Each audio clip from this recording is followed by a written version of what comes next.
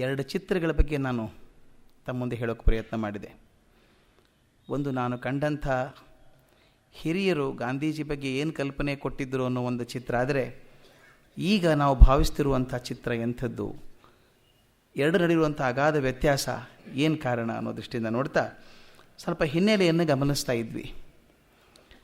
British ಆಧಿಪತ್ಯ ಬಂದ ಮೇಲೆ ನಾವು ಬ್ರಿಟಿಷ್ ಪ್ರಜೆಗಳನ್ನು ಹೇಗೆ ನೋಡ್ಕೋತೇವೋ ಅದೇ ರೀತಿ ಭಾರತದ ಪ್ರಜೆಗಳನ್ನು ನೋಡ್ಕೋತೇವೆ ಅಂತ ವಾಗ್ದಾನ ಕೊಟ್ಟರು ಕೂಡ ಅವರು ವೈಸ್ರಾಯ್ ಬರೀತಾರೆ, ಲಿಟನ್ ಹೇಳಿಬಿಟ್ಟು ಈ ಎಲ್ಲ ಹಕ್ಕುಗಳು ಮತ್ತು ಭರವಸೆಗಳು ಎಂದಿಗೂ ಈಡೇರಿಸಲು ಸಾಧ್ಯವಿಲ್ಲವೆಂಬುದು ನಮಗೆಲ್ಲ ತಿಳಿದಿದೆ ಅಂತ ಹೇಳುವಂಥ ಮಾತನ್ನು ನಿನ್ನೆ ಗಮನಿಸ್ತಾ ಇದ್ವಿ.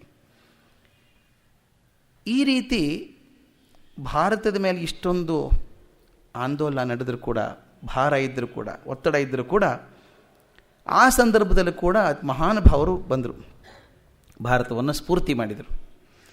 ಅದರಲ್ಲಿ ಮೊದಲನೇದವ್ರ ಹೆಸರು ಹೇಳಬೇಕಾದಂದರೆ ರಾಜಾ ರಾಮ್ ಮೋಹನ್ ರಾಯ್. 1772 ಜನಿಸಿದಂಥ ರಾಜಾ ರಾಮ್ ಮೋಹನ್ ರಾಯ್ ಬಂಗಾಳದಲ್ಲಿ ಸಾರ್ವಜನಿಕ ಸೇವಾ ಕಾರ್ಯಗಳಿಗೆ ಒಂದು ಭದ್ರ ಬುನಾದಿ ಹಾಕಿದರು. ಅವ್ರು ಮಾಡಿದಂಥ ಸಾಧನೆ ಗಮನಿಸಿದರೆ ಒಂದು ಜೀವನದಲ್ಲಿ ಮನುಷ್ಯ ಎಷ್ಟು ಸಾಧನೆ ಮಾಡಬಹುದು ಅನ್ನೋದಕ್ಕೊಂದು ಮಾರ್ಗದರ್ಶಿ ಸಿಗ್ತದೆ. ಆತ ಮಾಡಿದ್ದು ನೋಡಿ, ಅವರು 3 ಭಾಷೆಯಲ್ಲಿ ಅತ್ಯಂತ ಪಂಡಿತರು ಅಂತ. ಸಂಸ್ಕೃತ, ಪರ್ಷಿಯನ್ ಮತ್ತು ಅರಬ್ಬಿ ಭಾಷೆಗಳಲ್ಲಿ ಪ್ರಕಾಂಡ ಪಂಡಿತರು.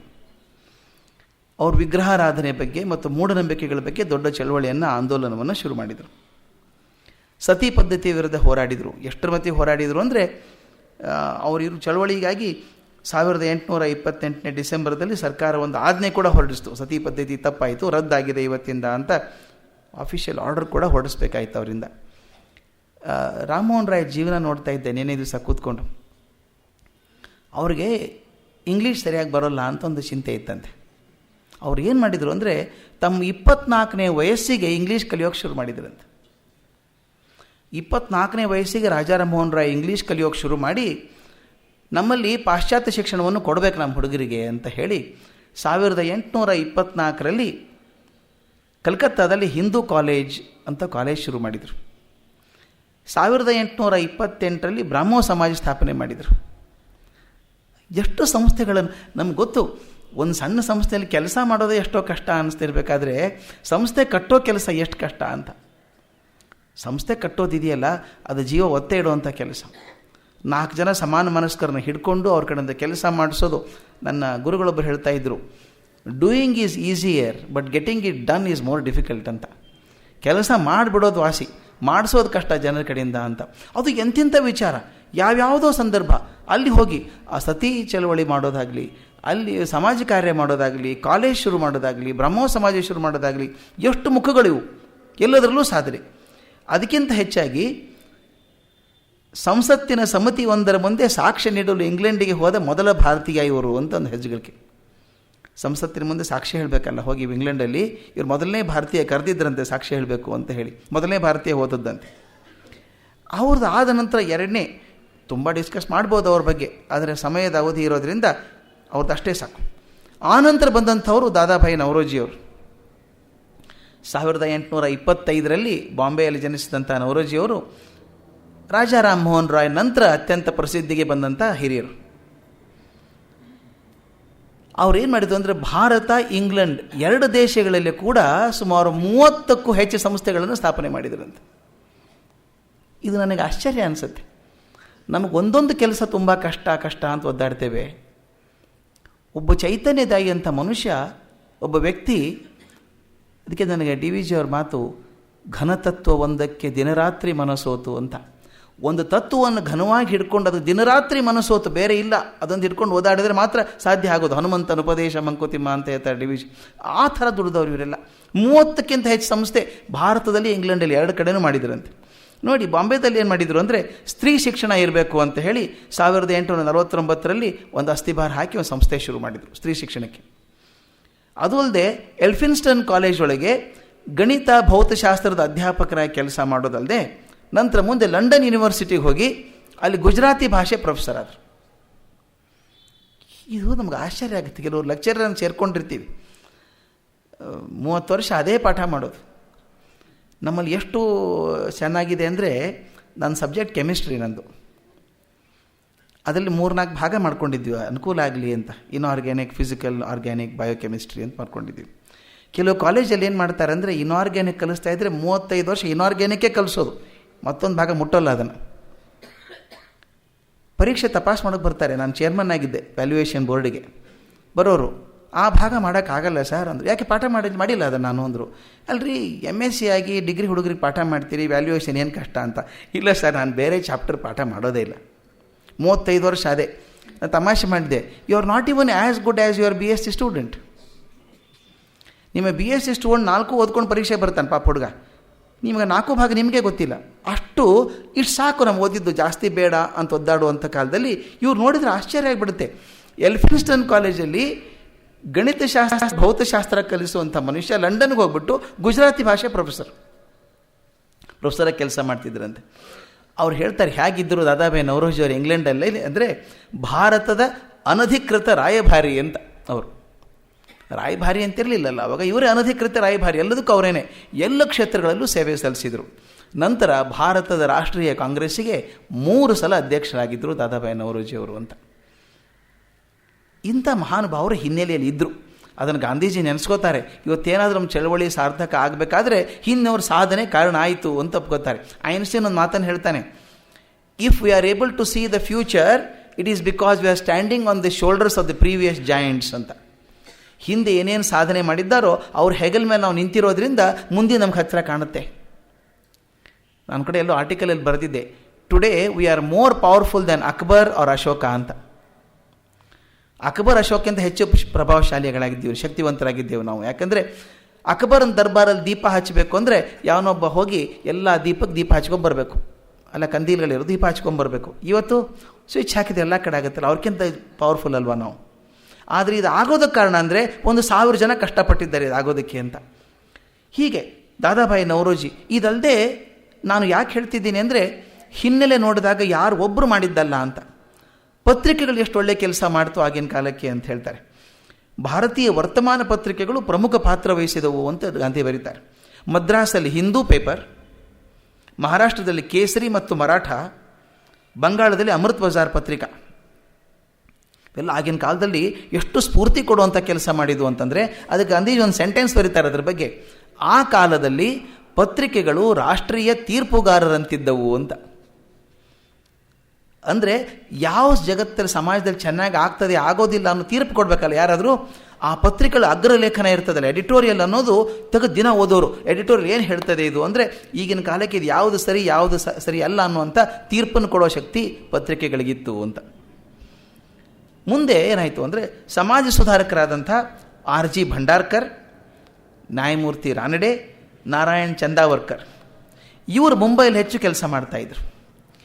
1880ರಲ್ಲಿ ಚಿಪ್ಲೂನ್ಕರ್, ಅಗರ್ಕರ್ ಮತ್ತು ತಿಲಕರು, ಲೋಕಮಾನ್ಯ ತಿಲಕರು ಜನತೆಯನ್ನು ರಾಷ್ಟ್ರೀಯ ಸೇವೆಗೆ ನಿರ್ಮಾಣ ಮಾಡಬೇಕು ಅಂತ ಹೊರಟು ನ್ಯೂ ಇಂಗ್ಲೀಷ್ ಸ್ಕೂಲ್ ಅನ್ನೋ ಸಂಸ್ಥೆಯನ್ನು ಸ್ಥಾಪನೆ ಮಾಡಿದರು. ಇದು ಯಾಕಾಗಬೇಕು ನಾನು ಹೇಳ್ತಿದ್ದೀನಿ ಅಂದರೆ ಎಲ್ಲಿಂದ ಎಲ್ಲಿವರೆಗೂ ಭಾರತದುದ್ದಕ್ಕೂ ಹೇಗೆ ಒಂದು ಕಡೆ ಒಂದು ಆ ಸ್ಫೂರ್ತಿಯ ಕಿಡಿ ಹತ್ತಾ ಇತ್ತು ಅಂತ. ನ್ಯೂ ಇಂಗ್ಲೀಷ್ ಸ್ಕೂಲ್ ಸಂಸ್ಥೆಯನ್ನು ಶುರು ಮಾಡಿ ಮರಾಠ ಅನ್ನುವಂಥ ಇಂಗ್ಲೀಷ್ ಪತ್ರಿಕೆ, ವಾರಪತ್ರಿಕೆ ಮತ್ತು ಕೇಸರಿ ಅನ್ನುವಂಥ ಮರಾಠಿ ಪತ್ರಿಕೆಯನ್ನು ಶುರು ಮಾಡಿದರು. ಚಿಪ್ಲೂನ್ಕರ್, ಅಗರ್ಕರ್ ಮತ್ತು ತಿಲಕರು ಸೇರಿಕೊಂಡು. ಅಲ್ಲೇನಾಯಿತು ಅಂದರೆ ಗುರುದೇವ್ ರಾನಡೆ ಇದ್ದರು. ತಿಲಕರ ಉಗ್ರ ಪಂಥಕ್ಕೂ ಮತ್ತು ರಾನಡೆಯವರ ಸೌಮ್ಯ ಪಂಥಕ್ಕೂ ಅಷ್ಟು ಭಿನ್ನಾಭಿಪ್ರಾಯ ಬಂದಿರೋದ್ರಿಂದ ರಾನಡೆಯವರು ಮತ್ತು ಅವ್ರ ಶಿಷ್ಯ ಗೋಖಲೆಯವರು, ರಾನಡೆಯವರ ಶಿಷ್ಯ ಗೋಖಲೆಯವರು, ಗೋಪಾಲಕೃಷ್ಣ ಗೋಖಲೆಯವರು, ಅವರಿಬ್ಬರು ಸೇರಿ ಮಾಡಿದರು ಅಂದರೆ ಒಂದು ಬೇರೆ ಸಂಸ್ಥೆ ಶುರು ಮಾಡಿದರು. ಡೆಕ್ಕನ್ ಸಭಾ ಅಂತ ಪುಣಾದಲ್ಲಿ ಶುರು ಮಾಡಿದರು. ಇದು ಒಂದು ಕಡೆ ಆಯಿತು, ಸಾಮಾಜಿಕ ಕಾರ್ಯ ಆಯಿತು. ಇನ್ನು ಜ್ಞಾನ ಸಾಧನೆಯ ಪಥದಲ್ಲಿ ಏನೇನಾಗ್ತಾ ಇತ್ತು ಅಂತ ಅನೇಕ ಮೈಲಿಗಳನ್ನು ಭಾರತ ಕಂಡಿತು ಆ ಕಾಲದಲ್ಲಿ. ಎಡ್ರಿನ್ ಅರ್ನಾಲ್ಡ್ ಮತ್ತು ಮ್ಯಾಕ್ಸ್ ಮುಲ್ಲರ್ ಏನು ಮಾಡಿದರು ಅಂದರೆ ಭಾರತದ ಸಾಹಿತ್ಯವನ್ನು, ನಮ್ಮ ವಸ್ತುಗಳನ್ನು ಅಥವಾ ನಮ್ಮ ವಿಷಯಗಳನ್ನು ಅದಕ್ಕೆ ಪಾಶ್ಚಿಮಾತ್ಯ ದೇಶಗಳಿಗೆ ಪರಿಚಯ ಮಾಡೋಕ್ಕೆ ಶುರು ಮಾಡಿದರು. ಅದೊಂದು ಕೆಲಸ ಒಳ್ಳೆಯದಾಯಿತು. ಮುಂದೆ ಸರ್ ಅಶುತೋಷ್ ಮುಖರ್ಜಿಯವರು ಕಲ್ಕತ್ತಾ ಯೂನಿವರ್ಸಿಟಿ ಮೊದಲು ಬರೀ ಎಕ್ಸಾಮಿನೇಷನ್ ಸೆಂಟರ್ ಅಂತ ಇತ್ತು. ಕಲ್ಕತ್ತಾ ಯೂನಿವರ್ಸಿಟಿಯಲ್ಲಿ ಪರೀಕ್ಷೆ ಆಗ್ತಿರಲಿಲ್ಲ, ಪರೀಕ್ಷಾ ಕೇಂದ್ರ ಮಾತ್ರ ಆಗಿತ್ತದು. ಅದನ್ನೇನು ಮಾಡಿದರು ಅಂದರೆ ಭಾರತೀಯ ವಿದ್ವಾಂಸರುಗಳನ್ನೆಲ್ಲ ಸೇರಿಸ್ಕೊಂಡು ಒಂದು ದೊಡ್ಡದಾದಂಥ ಒಂದು ವಿಶ್ವವಿದ್ಯಾಲಯನೂ ಮಾಡಿದರು ಅವಾಗ. ಅಶುತೋಷ್ ಮುಖರ್ಜಿಯವರ ಪ್ರಯತ್ನ ಅದು. ಮತ್ತು 20ನೇ ಶತಮಾನದ ಮೊದಲಿಗೆ ಜಗದೀಶ್ ಚಂದ್ರ ಬೋಸ್ ಅವರಾಗಲಿ, ಸರ್ ಸಿ ವಿ ರಾಮನ್ ಆಗಲಿ, ಮಹಾನ್ ಗಣಿತಜ್ಞ ರಾಮಾನುಜಮ್ ಆಗಲಿ, ಇವರ ಸಾಧನೆಗಳಿಂದ ಪ್ರಪಂಚದ ದೃಷ್ಟಿ ಭಾರತದ ಮೇಲೆ ಬೀಳೋಕ್ಕೆ ಶುರುವಾಯಿತು. ಅಂದರೆ ವಿಜ್ಞಾನದಲ್ಲಿ ಕೂಡ ಭಾರತದ ಕಣ್ಣು ಮುಂದೆ ಬರೋಕ್ಕೆ ಶುರುವಾಯಿತು ಎಲ್ಲರ ಮುಂದೆ. ಆಗ ಇದ್ರ ಜೊತೆಗೆ ಡಾಕ್ಟರ್ ಆನಂದ್ ಕುಮಾರ್ ಸ್ವಾಮಿಯವರು ಭಾರತೀಯ ಕಲೆಯನ್ನು ಕುರಿತು ಅದ್ಭುತವಾದಂಥ ವಿದ್ವತ್ಪೂರ್ಣವಾದಂಥ ಲೇಖನಗಳನ್ನು ಬರೆದು ಜನರನ್ನು ಸ್ಫೂರ್ತಿಗೊಳಿಸಿದರು. ಅಂದರೆ ಕಲೆಯದಲ್ಲಿ. ಸಾಹಿತ್ಯದಲ್ಲಿ ಬಂಕಿಮ್ ಚಂದ್ ಚಟರ್ಜಿಯವರು, ರವೀಂದ್ರನಾಥ್ ಟ್ಯಾಗೋರ್ ಅವರು ಮತ್ತು ಇಕ್ಬಾಲ್. ಆಗ ಬಹಳ ಜನಜನಿತವಾದಂಥ ಹಾಡುಗಳು ಅಲ್ಲ. ಒಂದೇ ಮಾತರಂ ಅಂತೂ ನಮ್ಮ ಸ್ಫೂರ್ತಿಯ ಸೆಲೆಯಾಗಿತ್ತು. ಸ್ವಾತಂತ್ರ್ಯ ಪೂರ್ವದಲ್ಲಿ ಒಂದೇ ಮಾತರಂ ಎಷ್ಟು ಜನಕ್ಕೆ ಕಿಚ್ಚು ಹಚ್ಚಿಬಿಟ್ಟಿದೆ ಹೊಟ್ಟೆ ಗೊತ್ತಿಲ್ಲ. ಸ್ವಾತಂತ್ರ್ಯ ಅಂತಂದರೆ ಒಂದೇ ಮಾತರಮಿಂದ ಶುರು ಮಾಡಬೇಕು ಅನ್ನುವಂಥ ಬಂಕಿಮ್ ಚಂದ್ ಚಟರ್ಜಿಯವರ ಕಾಮನಾಗಲಿ. ಟ್ಯಾಗೋರ್ ಅವರ ಗೀತಾಂಜಲಿ ಪ್ರಸಿದ್ಧ ಆಗಿತ್ತು, ಜನಗಣಮನ ಬಂತು. ಆಮೇಲೆ ಇಕ್ಬಾಲ್ ಬರೆದಂಥ ಸಾರೇ ಜಹಾಂ ಸೆ ಅಚ್ಚಾ ಹಿಂದೂಸ್ತಾನ್ ಹಮಾರ ಅವೆಲ್ಲ ಒಂದು ರೋಮಾಂಚನವನ್ನು ಸೃಷ್ಟಿ ಮಾಡ್ತಾ ಇತ್ತು. ಇನ್ನು ಧಾರ್ಮಿಕ ಕ್ಷೇತ್ರದಲ್ಲಿ ಏನೇನಾಗಿತ್ತು ಅಂತ, ಧಾರ್ಮಿಕ ಕ್ಷೇತ್ರದಲ್ಲಿ ಒಂದು ಪುನರುತ್ಥಾನ ಆಗ್ತಾ ಇತ್ತು ಅಂತ ಹೇಳ್ತಾರೆ. ದಯಾನಂದ ಸರಸ್ವತಿಯವರ ಆರ್ಯ ಸಮಾಜ ಉಚ್ಛ್ರಾಯ ಸ್ಥಿತಿಗೆ ಬರ್ತಾಯಿತ್ತು. ಶ್ರೀಮತಿ ಆನಿ ಬೆಸೆಂಟ್ ಅವ್ರದ್ದು ಬ್ರಹ್ಮವಿದ್ಯಾ ಸಮಾಜ ಬರ್ತಾಯಿತ್ತು. ಅದರ ಜೊತೆಗೆ ಶ್ರೀರಾಮಕೃಷ್ಣರ ಅಧ್ಯಾತ್ಮ ಸಾಧನೆಗಳು ಮತ್ತು ಅವರ ಶಿಷ್ಯರಾದಂಥ ಸ್ವಾಮಿ ವಿವೇಕಾನಂದರ ಸಿಂಹ ಗರ್ಜನೆ ಶಿಕಾಗೋಗೆ ಬಂದದ್ದು ಅದು ಎಷ್ಟು ಪ್ರಸಿದ್ಧ ಆಗಿಬಿಡ್ತು ಅಂತಂದರೆ ಪ್ರತಿಯೊಬ್ಬ ಯುವಕನಿಗೆ ರೋಮಾಂಚನ ಕೊಡುವಂಥ ಕೆಲಸವನ್ನು ವಿವೇಕಾನಂದರು ಮಾಡಿದರು ಅವಾಗ. ಇವೆಲ್ಲ ಜನರನ್ನು ತಟ್ಟಿದ್ದು. ಅರವಿಂದೋರವರ ವಿಚಾರ ಕೂಡ ಜನರ ಮನಸ್ಸನ್ನು ಮುಟ್ತಾ ಇತ್ತು. ಆಧ್ಯಾತ್ಮಿಕದಲ್ಲಿ ಈ ಪ್ರಗತಿ ಆಗ್ತಾಯಿತ್ತು. ಧಾರ್ಮಿಕ ಉತ್ಸಾಹವನ್ನು ರಾಜಕಾರಣದ ವ್ಯವಸ್ಥೆಗೆ ಮೊದಲು ಉಪಯೋಗಿಸ್ಕೊಂಡಿದ್ದವರು ತಿಲಕರು, ಲೋಕಮಾನ್ಯ ತಿಲಕರು. ಅವ್ರು ಏನು ಮಾಡಿದರು ಅಂದರೆ 1894ರಲ್ಲಿ ಗಣಪತಿ ಉತ್ಸವವನ್ನು ಶುರು ಮಾಡಿದರು. ತಾವು ಪುಣೆಗೆ ಹೋದಾಗ ನೋಡ್ಬೋದು. ಪುನಾದಲ್ಲಿ ಈಗಾದರೂ ಗಣಪತಿ ಫೆಸ್ಟಿವಲ್ ಭಾಳ ದೊಡ್ಡದು. ಅಲ್ಲೊಂದು ದಗಡು ಶೇಟ್ ಗಣಪತಿ ಅಂತಿದೆ. ದಗಡು ಶೇಟ್ ಗಣಪತಿ ಅಂತ ತಾವು ನೋಡ್ರಿ, ಬಹಳ ಪಾಪ್ಯುಲರ್ ಪಿಕ್ಚರ್ ಅದು. ಈ ಗಣಪತಿ ಚಿತ್ರ ಇದೆ, 100 ವರ್ಷದಿಂದ ಪೂಜೆ ಆಗ್ತಿರುವಂಥದ್ದು. ತಿಲಕರು ಗಣಪತಿ ಉತ್ಸವವನ್ನು ಯಾಕೆ ಮಾಡಿದರು ಅಂದರೆ ಎಲ್ಲ ಜನರನ್ನು ಸೇರಿಸಿ ಎಲ್ಲರಿಗೂ ಒಂದಿರುವಂಥ ಕಾಮನ್ ಫ್ಯಾಕ್ಟರ್ ಬೇಕಲ್ಲ ಹಿಡ್ಕೊಳ್ಳೋದಕ್ಕೆ. ಗಣಪತಿ ಎಲ್ರಿಗೂ ಬೇಕಾದಂಥ ದೇವರು. ಆ ಉತ್ಸವ ಇಟ್ಕೊಂಡು ಅದರ ಹಿಂದೆ ಜನರನ್ನು ಪ್ರಚೋದನೆ ಮಾಡಿ ರಾಷ್ಟ್ರೀಯ ಮಾರ್ಗಕ್ಕೆ ತೊಗೊಂಡು ಹೋಗಬೇಕು ಅಂತ. ಅಂದರೆ ಧಾರ್ಮಿಕವಾದಂಥ ಒಂದು ಕಲ್ಪನೆಯನ್ನು ತಮ್ಮ ರಾಜಕಾರಣದ ವ್ಯವಸ್ಥೆಗೆ ಹೇಗೆ ಉಪಯೋಗಿಸಬೇಕು ಅಂತ ಶಿವಾಜಿ ಉತ್ಸವ ಕೂಡ ಶುರು ಮಾಡಿದರು ತಿಲಕರ ಮುಂದೆ. ಇದು ಈ ಕಾಲದಲ್ಲಿ ಆಗ್ತಿರುವಂಥದ್ದು. ಮುಂದೆ 1885 ಮಾರ್ಚಲ್ಲಿ ದಾದಾಬಾಯಿ ನವರೋಜಿಯವರು, ಕೆ ಟಿ ತೆಲಾಂಗರವರು, ಸುರೇಂದ್ರನಾಥ್ ಬ್ಯಾನರ್ಜಿಯವರು, ಸುಬ್ರಹ್ಮಣ್ಯಂ ಅಯ್ಯರವರು ಹಿಂದೂ ಪತ್ರಿಕೆಯಲ್ಲಿ ಬಹಳ ದೊಡ್ಡ ಕೆಲಸ ಮಾಡಿದವರು, ಶುರು ಮಾಡಿದಂಥವರು. ಮುಂತಾದ 17 ಜನ ನಾಯಕರು ಸೇರಿಕೊಂಡ್ರು. 17 ಜನ ಸೇರಿ ನಮ್ಮ ಮಾತೃಭೂಮಿ ರಕ್ಷಣೆಗಾಗಿ ಒಂದು ರಾಷ್ಟ್ರೀಯ ಚಳವಳಿಯನ್ನು ಆರಂಭಿಸಬೇಕು ಅಂತ ತೀರ್ಮಾನ ಮಾಡಿದರು. ತಮಾಷೆ ಹೇಗಿದೆ ನೋಡಿ, ಯಾರಿಗೆ ಯಾವುದರಿಂದ ಸ್ಫೂರ್ತಿ ಬರ್ತದೆ ಅಂತ ಹೇಳ್ತೇನೆ. ಆ ಹೊತ್ತಲ್ಲಿ ಜನವರಿಯಲ್ಲಿ 1885 ಜನವರಿಯಲ್ಲಿ ದಿಲ್ಲಿಯಲ್ಲಿ ಒಂದು ಕಾರ್ಯಕ್ರಮ ಆಯ್ತಂತೆ. ಈ ಮಹಾರಾಜರ ಘೋಷಣೆ ಆದಮೇಲೆ ಅದಕ್ಕೆಲ್ಲ ಗೌರವ ತೋರಿಸ್ಬೇಕು ಅಂತ. ಅವರಂದ್ರಂತೆ ಎಲ್ಲೋ ಮಹಾರಾಜ ಇರೋದು, ಸಾಮ್ರಾಟ್ ಇರೋದು ಎಲ್ಲೋ ಇಂಗ್ಲೆಂಡಲ್ಲಿ, ಅವ್ರಿಗೋಸ್ಕರ ನಾವು ಗೌರವ ತೋರಿಸ್ತಾ ಇದ್ದೀವಿ. ಎಲ್ಲಿಂದೋ ಬಂದವ್ರು 4 ಜನಕ್ಕೋಸ್ಕರ ತೋರಿಸೋರು ನಮ್ಮ ದೇಶಕ್ಕೋಸ್ಕರ ಏನಾರು ಮಾಡಬೇಕಲ್ಲ ಅಂತ. ನೋಡಿ, ಅದನ್ನು ನೋಡಿಬಿಟ್ಟು ನಾವೇನಾರು ಮಾಡಬೇಕಲ್ಲ ಅಂಥೇಳಿ ಮಾತೃಭೂಮಿ ಚಳವಳಿಗೋಸ್ಕರ ಮಾಡಬೇಕು ಅಂಥೇಳಿ ಭಾರತ ರಾಷ್ಟ್ರೀಯ ಸಂಘ ಅಂತ ಕರ್ಕೊಂಡ್ರು. ಈ ಭಾರತ ರಾಷ್ಟ್ರೀಯ ಸಂಘ ಇದೇ ಮುಂದೆ ಕಾಂಗ್ರೆಸ್ ಎನಿಸಿಕೊಳ್ಳುವಂಥ ಸಂಸ್ಥೆಯ ಬೀಜರೂಪ. ಬೀಜರೂಪ. ಇದರ ಮೊದಲನೇ ಸಭೆ 1885 ಡಿಸೆಂಬರ್ 28ರಂದು ಮುಂಬೈದೊಳಗೆ ಆಯಿತು. ಇದು ಆಗಬೇಕಾದ ಪುಣೆದಲ್ಲಿ ಆಗಬೇಕಾಗಿತ್ತು, ತೀರ್ಮಾನ ಆಗಿತ್ತು. ಅವಾಗ ಕಾಲರಾ ಬಂತು ಅಂತ ಮುಂದೆ ಹೋಗಿ ಡಿಸೆಂಬರ್ 28ಕ್ಕೆ ಮುಂಬೈನ ಗೋಕುಲ್ ದಾಸ್ ತೇಜ್ಪಾಲ್ ಸಂಸ್ಕೃತ ಕಾಲೇಜಲ್ಲಿ ಶುರು ಆಯಿತು. ಮೊದಲೇ ಮೀಟಿಂಗ್ ಅಲ್ಲಾದದ್ದು, ಕಾಂಗ್ರೆಸ್ ಮೀಟಿಂಗ್ ಆದದ್ದು. ಬಂಗಾಳದ ಸಮರ್ಥ ಭಾರತೀಯ ಕ್ರೈಸ್ತರಾಗಿದ್ದಂಥ WC ಬ್ಯಾನರ್ಜಿಯವರು ಅದರ ಮೊದಲೇ ಅಧ್ಯಕ್ಷರಾದರು ಅಂತ. ಇದು ರಾಜಕೀಯ ಹಿನ್ನೆಲೆ ಬಂದಂಥದ್ದು. ಈ ಆಧ್ಯಾತ್ಮಿಕ, ರಾಜಕೀಯ, ಶೈಕ್ಷಣಿಕ ಈ ಎಲ್ಲ ನಮ್ಮ ಪತ್ರಿಕೆಗಳು ಮಾಡುವಂಥ ಜಾಗೃತಿ, ಸಾಹಿತ್ಯ, ಕಲೆ ಎಲ್ಲರೂ ಬೆಳೆದಂಥ ಒಂದು ವಾತಾವರಣ, ಆ ವಾತಾವರಣದ ಹಿನ್ನೆಲೆಯಲ್ಲಿ ಗಾಂಧೀಜಿ ಹುಟ್ಟಿದರು ಅಂತ. ಗಾಂಧೀಜಿ ಹುಟ್ಟಿದ್ದು ನಮಗೆಲ್ಲ ಗೊತ್ತಿರೋ ಹಾಗೆ ಅಕ್ಟೋಬರ್ 2, 1869ರಂದು ಈ ಕಾಠೇವಾಡದ ಪೋರ್ಬಂದರ್ ಸುದಾಂಪುರಿ ಅಂತ ಕರಿತಾ ಇದ್ರು, ಸುದಾಂಪುರಿಯಲ್ಲಿ ಗಾಂಧೀಜಿ ಹುಟ್ಟಿದರು. ಮೋಹನ್ ದಾಸ್ ಕರಮ್ಚಂದ್ ಗಾಂಧಿ ತಾತ ಉತ್ತಮ್ ಚಂದ್ ಗಾಂಧಿ ಅಂತ. ಅವ್ರ ತಾತ ಉತ್ತಮ್ ಚಂದ್ ಗಾಂಧಿ ಅಂತ. ಅವರು ಅತ್ಯಂತ ಕೆಳಗಿನ ಮಟ್ಟದಿಂದ ಬಂದ ಮೇಲೆ ಪೋರ್ಬಂದರ್ನ ದಿವಾನ್ ಆದಂಥವ್ರು, ದಿವಾನರಾಗಿದ್ದಂಥವ್ರು. ಇದು ಯಾಕೆ ಬೇಕಾಗ್ತದೆ ಅಂದರೆ ಮನೆಯಲ್ಲಿ ಬೆಳೆದಂಥ ವಾತಾವರಣ ಮಗುವಿನ ಮನಸ್ಸನ್ನು ಹೇಗೆ ನಿರ್ಮಾಣ ಮಾಡ್ತದೆ ಅಂತ. ತಾತ ಹೇಗಿದ್ದರು ಅಂದರೆ ಎಷ್ಟು ನಿಷ್ಠಾವಂತರಾಗಿದ್ದರು. ರಾಜನಿಗೆ ಅವ್ರದ್ದು ಕಂಪ್ಲೀಟ್ ಒಪ್ಪಿಗೆ, ಅವ್ರದ್ದು ರಾಜನಿಗೆ ಒಪ್ಕೊಂಡ್ಬಿಟ್ಟಿದ್ದಾರೆ ಸೇವೆನ. ಒಂದು ಸಲ ಯಾವುದೋ ಒಬ್ಬ ವ್ಯಾಪಾರಿ, ಕಿರಾಣಿ ವ್ಯಾಪಾರಿ ಬಂದು ಇವ್ರ ಹತ್ರ ಸಹಾಯ ಕೇಳಿದ್ದಂತೆ, ನನಗೆ ಆಶ್ರಯ ಕೊಡಬೇಕು ಅಂತ ಕೇಳಿದಂತೆ. ಆಯಿತು, ನಿನಗೇನು ತೊಂದರೆ ಆಗ್ದಂಗೆ ನೋಡ್ಕೋತೀನಿ ಅಂತ ಉತ್ತಮ್ ಚಂದ್ ಮಾತು ಕೊಟ್ಬಿಟ್ರು. ಈ ನಮ್ಮಲ್ಲಿ ಸಾಮಾನ್ಯವಾಗಿ ಈ ಪೌರಾಣಿಕ ಕಥೆಗಳಲ್ಲಿ ಸಿನಿಮಾದಲ್ಲಿ ಮಾಡ್ತಾರೆ ನೋಡಿ, ಅದು ನಿಜವಾಗಿತ್ತೋ ಇಲ್ಲೋ ಗೊತ್ತಿಲ್ಲ, ಸಿನಿಮಾಗೆ ಚೆನ್ನಾಗಿತ್ತು ಕಥೆ ಅದು. ಆಂಜನೇಯನ ಕಡೆಯಿಂದ ಮಾತು ಕೊಡಿಸ್ಬಿಡೋದು, ರಾಮ ಆಂಜನೇಯ ಯುದ್ಧ ಮಾಡಿಸೋದು. ಈ ಥರ ಅವರಿಗೆ ಮಹಾರಾಜರ ಬಗ್ಗೆ ಎಷ್ಟೊಂದು ವಿಶ್ವಾಸ, ಪೂರ್ತಿ ಸಮರ್ಪಣೆ ಇದ್ದರೂ ಕೂಡ ಏನಾಯಿತು, ಒಬ್ಬ ಕಿರಾಣಿ ಅಂಗಡಿಯವನು ಬಂದು ನನಗೆ ರಕ್ಷಣೆ ಕೊಡಿ ಅಂದಾಗ ಕೊಡ್ತೀನಿ ಅಂದ್ಬಿಟ್ರು. ಅವನು ಆ ಮಹಾರಾಣಿ ಮನಸ್ಸಿಗೆ ನೋವು ಮಾಡಿದಂಥವನು ಕಿರಾಣಿ ಅಂಗಡಿಯವನು. ಅವನ ಮೇಲೆ ಶಿಕ್ಷೆ ಕೊಡಬೇಕು, ಅವ್ನು ಹಿಡ್ಕೊಂಬರ್ಬೇಕು, ಅವನಿಗೆ ಶಿಕ್ಷೆ ಕೊಡಬೇಕು ಅಂತ ಹೇಳಿದ್ದು. ಇವ್ರು ಬಿಡಲ್ಲ ಅವನ ಅಂತ ಹೇಳಿದ್ರು. ಮಾತು ಕೊಟ್ಟಿದ್ದೀನಿ, ರಕ್ಷಣೆ ಕೊಡ್ತೀನಿ ಅಂತ ಹೇಳಿದ್ದೀನಿ, ಅವ್ನಿಗೆ ಹೆಂಗೆ ಬಿಡೋದು ಅಂತ ಹೇಳಿದ್ರಂತೆ. ಅದಕ್ಕೆ ಅವ್ರು ಹೇಳ್ತಾರೆ, ಇವ್ರ ಮನೆ ಮೇಲೆ ಸೈನಿಕರು ಬಂದು ಗುಂಡು ಹಾರಿಸಿದ್ರಂತೆ. ಇವರು ದಿವಾನರು, ಇವ್ರ ಮನೇಲಿ ನಾವು ಕಿರಾಣಿ ಅಂಗಡಿಯವನಿದ್ದಾನೆ, ಅವನ ಮನೆ ಹೊರಗೆ ಕಳಿಸು ಅಂದರೆ ಕಳಿಸಲ್ಲ ಅಂದಾಗ ಮನೆಗೆ ಗುಂಡು ಹಾಕಿದ್ರಂತೆ.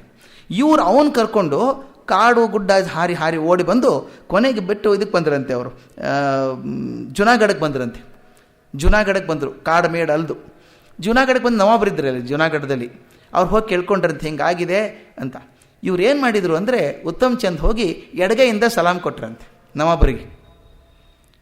ಸಿಟ್ಟು ಬರಲ್ವಾ ನವಾಬರಿಗೆ? ಎಡಗೈಯಲ್ಲಿ ಸೆಲ್ಯೂಟ್ ಕೊಡ್ತೀವಿ, ಎಡಗೈ ಯಾಕೆ ಕೊಡ್ತೀರಿ ಅಂತ ಕೇಳಿದ್ರೆ ಹೇಳಿದ್ರಂತೆ, ಬಲಗೈ ಪೋರ್ಬಂದರಿಗೆ ಮೀಸಲಾಗಿದೆ ಅಂತ.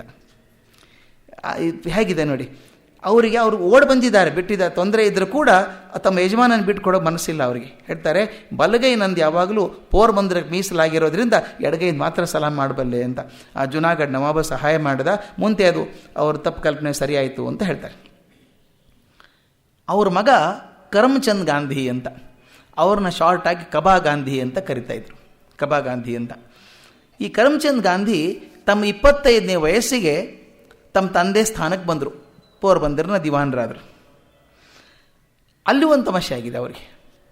ಆ ಪೋರ್ಬಂದರ್ನ ಅದರ ಮನುಷ್ಯನ ಪರೀಕ್ಷೆ ಆಗೋದು ಅಂಥ ಕಾಲದಲ್ಲೇ. ಚೆನ್ನಾಗಿದ್ದಾಗ ಏನು ಪರೀಕ್ಷೆ ಇರೋಲ್ಲ ಮನುಷ್ಯನಿಗೆ, ಕಷ್ಟ ಕಾಲದಲ್ಲೇ ಅವನ ನಿಜವಾದ ಸ್ವಭಾವ ಗೊತ್ತಾಗುವಂಥದ್ದು. ಒಂದು ಸಲ ಏನಾಯಿತು ಅಂದರೆ, ಅವ್ರು ರಾಜಕೀಯ ಬ್ರಿಟಿಷ್ ರೀಜೆಂಟ್ಸ್ ಅಂತ ಇರ್ತಾ ಇದ್ದಿಲ್ಲ, ರಾಜಕೀಯ ಪ್ರತಿನಿಧಿಗಳು ಇರ್ತಾ ಇದ್ರಲ್ಲ ಆಂಗ್ಲರು, ಅಲ್ಲಿದ್ದರು. ಅವರೊಂದು ಸಲ ಇವರು ಮಹಾರಾಜರಿಗೆ, ಠಾಕೂರ್ ಸಾಹೇಬ್ ಅನ್ನೋರು, ಮಹಾರಾಜರಿಗೆ ಠಾಕೂರ್ ಸಾಹೇಬ್ ಅಂತ, ಠಾಕೂರ್ ಸಾಹೇಬ್ರ ಬಗ್ಗೆ ಕೆಟ್ಟದಾಗಿ ಮಾತಾಡಿದಂತೆ. ಇವ್ರಿಗೆ ಏನು ಗೊತ್ತಾಗಲ್ಲ, ಏನು ಗೊತ್ತಿದೆ ಇವರಿಗೆ ಅಂತ ಸ್ವಲ್ಪ ಹೀಯಾಳಿಸಿ ಮಾತಾಡ್ದ. ಯಾರು? ಆಂಗ್ಲ, ಬ್ರಿಟಿಷ್ ರೆಸಿಡೆಂಟ್. ಇವರು ದಿವಾನರಾಗಿ ತಡ್ಕೊಳ್ಳೋಕ್ಕಾಗಲಿಲ್ಲ, ಹಾಗೆ ಮಾತಾಡಬೇಡಿ ಅಂತ ವಾದ ವಿವಾದ ಆಗಿ ಅವ್ರಿಗೆ ಜಗಳಾಡಿದ್ರು ಅವ್ರ ಹತ್ರ. ಆಗ ಜಗಳಾಡೋ ಅವಕಾಶ ಇರಲಿಲ್ಲ, ಯಾರೂ ಬ್ರಿಟಿಷ್ ಏಜೆಂಟ್ ಮಾತಾಡೋಂಗಿಲ್ಲ, ಮಾತಾಡಿದಾಗ ಶಿಕ್ಷೆ ಆಗಬೇಕು ಅವ್ರಿಗೆ ಅಂತಾಯಿತು. ಅವರು ಬ್ರಿಟಿಷ್ ಏಜೆಂಟ್ ಹೇಳಿದಂತೆ, ಹೋಗಿ ಮರದ ಕೆಳಗೆ ನಿಂತ್ಕೊಳ್ಳಿ, ನಿಮಗೆ ಶಿಕ್ಷೆ ಆಗಬೇಕು ಅಂತ. ಇವ್ರು ಹೇಳಿದಂತೆ, ಶಿಕ್ಷೆ ಏನಾದರೂ ಕೊಡು, ನಾನು ಕ್ಷಮೆ ಮಾತ್ರ ಕೇಳಲ್ಲ ನಿನಗೆ. ನನ್ನ ರಾಜರಿಗೆ ನೀ ಯಾಕೆ ಬೈದು ಹೇಳು, ನನ್ನ ರಾಜ ಬೈಯೋ ಅಧಿಕಾರ ಇಲ್ಲ ನಿಮಗೆ. ಅಭಿಮಾನ ಎಷ್ಟು ನೋಡಿ ತಮ್ಮ ರಾಜೇಂದ್ರ ಬಗ್ಗೆ. ಮಾಡಲಿಲ್ಲ, ಮರದ ಕೆಳಗೆ ನಿಂತು ನಿಗ್ರಹ ಅನುಭವಿಸಿದರೆ ವಿನಃ ಕ್ಷಮಾಪಣೆ ಕೇಳಲಿಲ್ಲ ಅವರು ಅಂತ. ಕರಮ್ಚಂದ್ ಗಾಂಧಿ. ಅದು ಗಾಂಧೀಜಿ ಬರೀತಾರೆ ತಮ್ಮ ತಂದೆ ಬಗ್ಗೆ.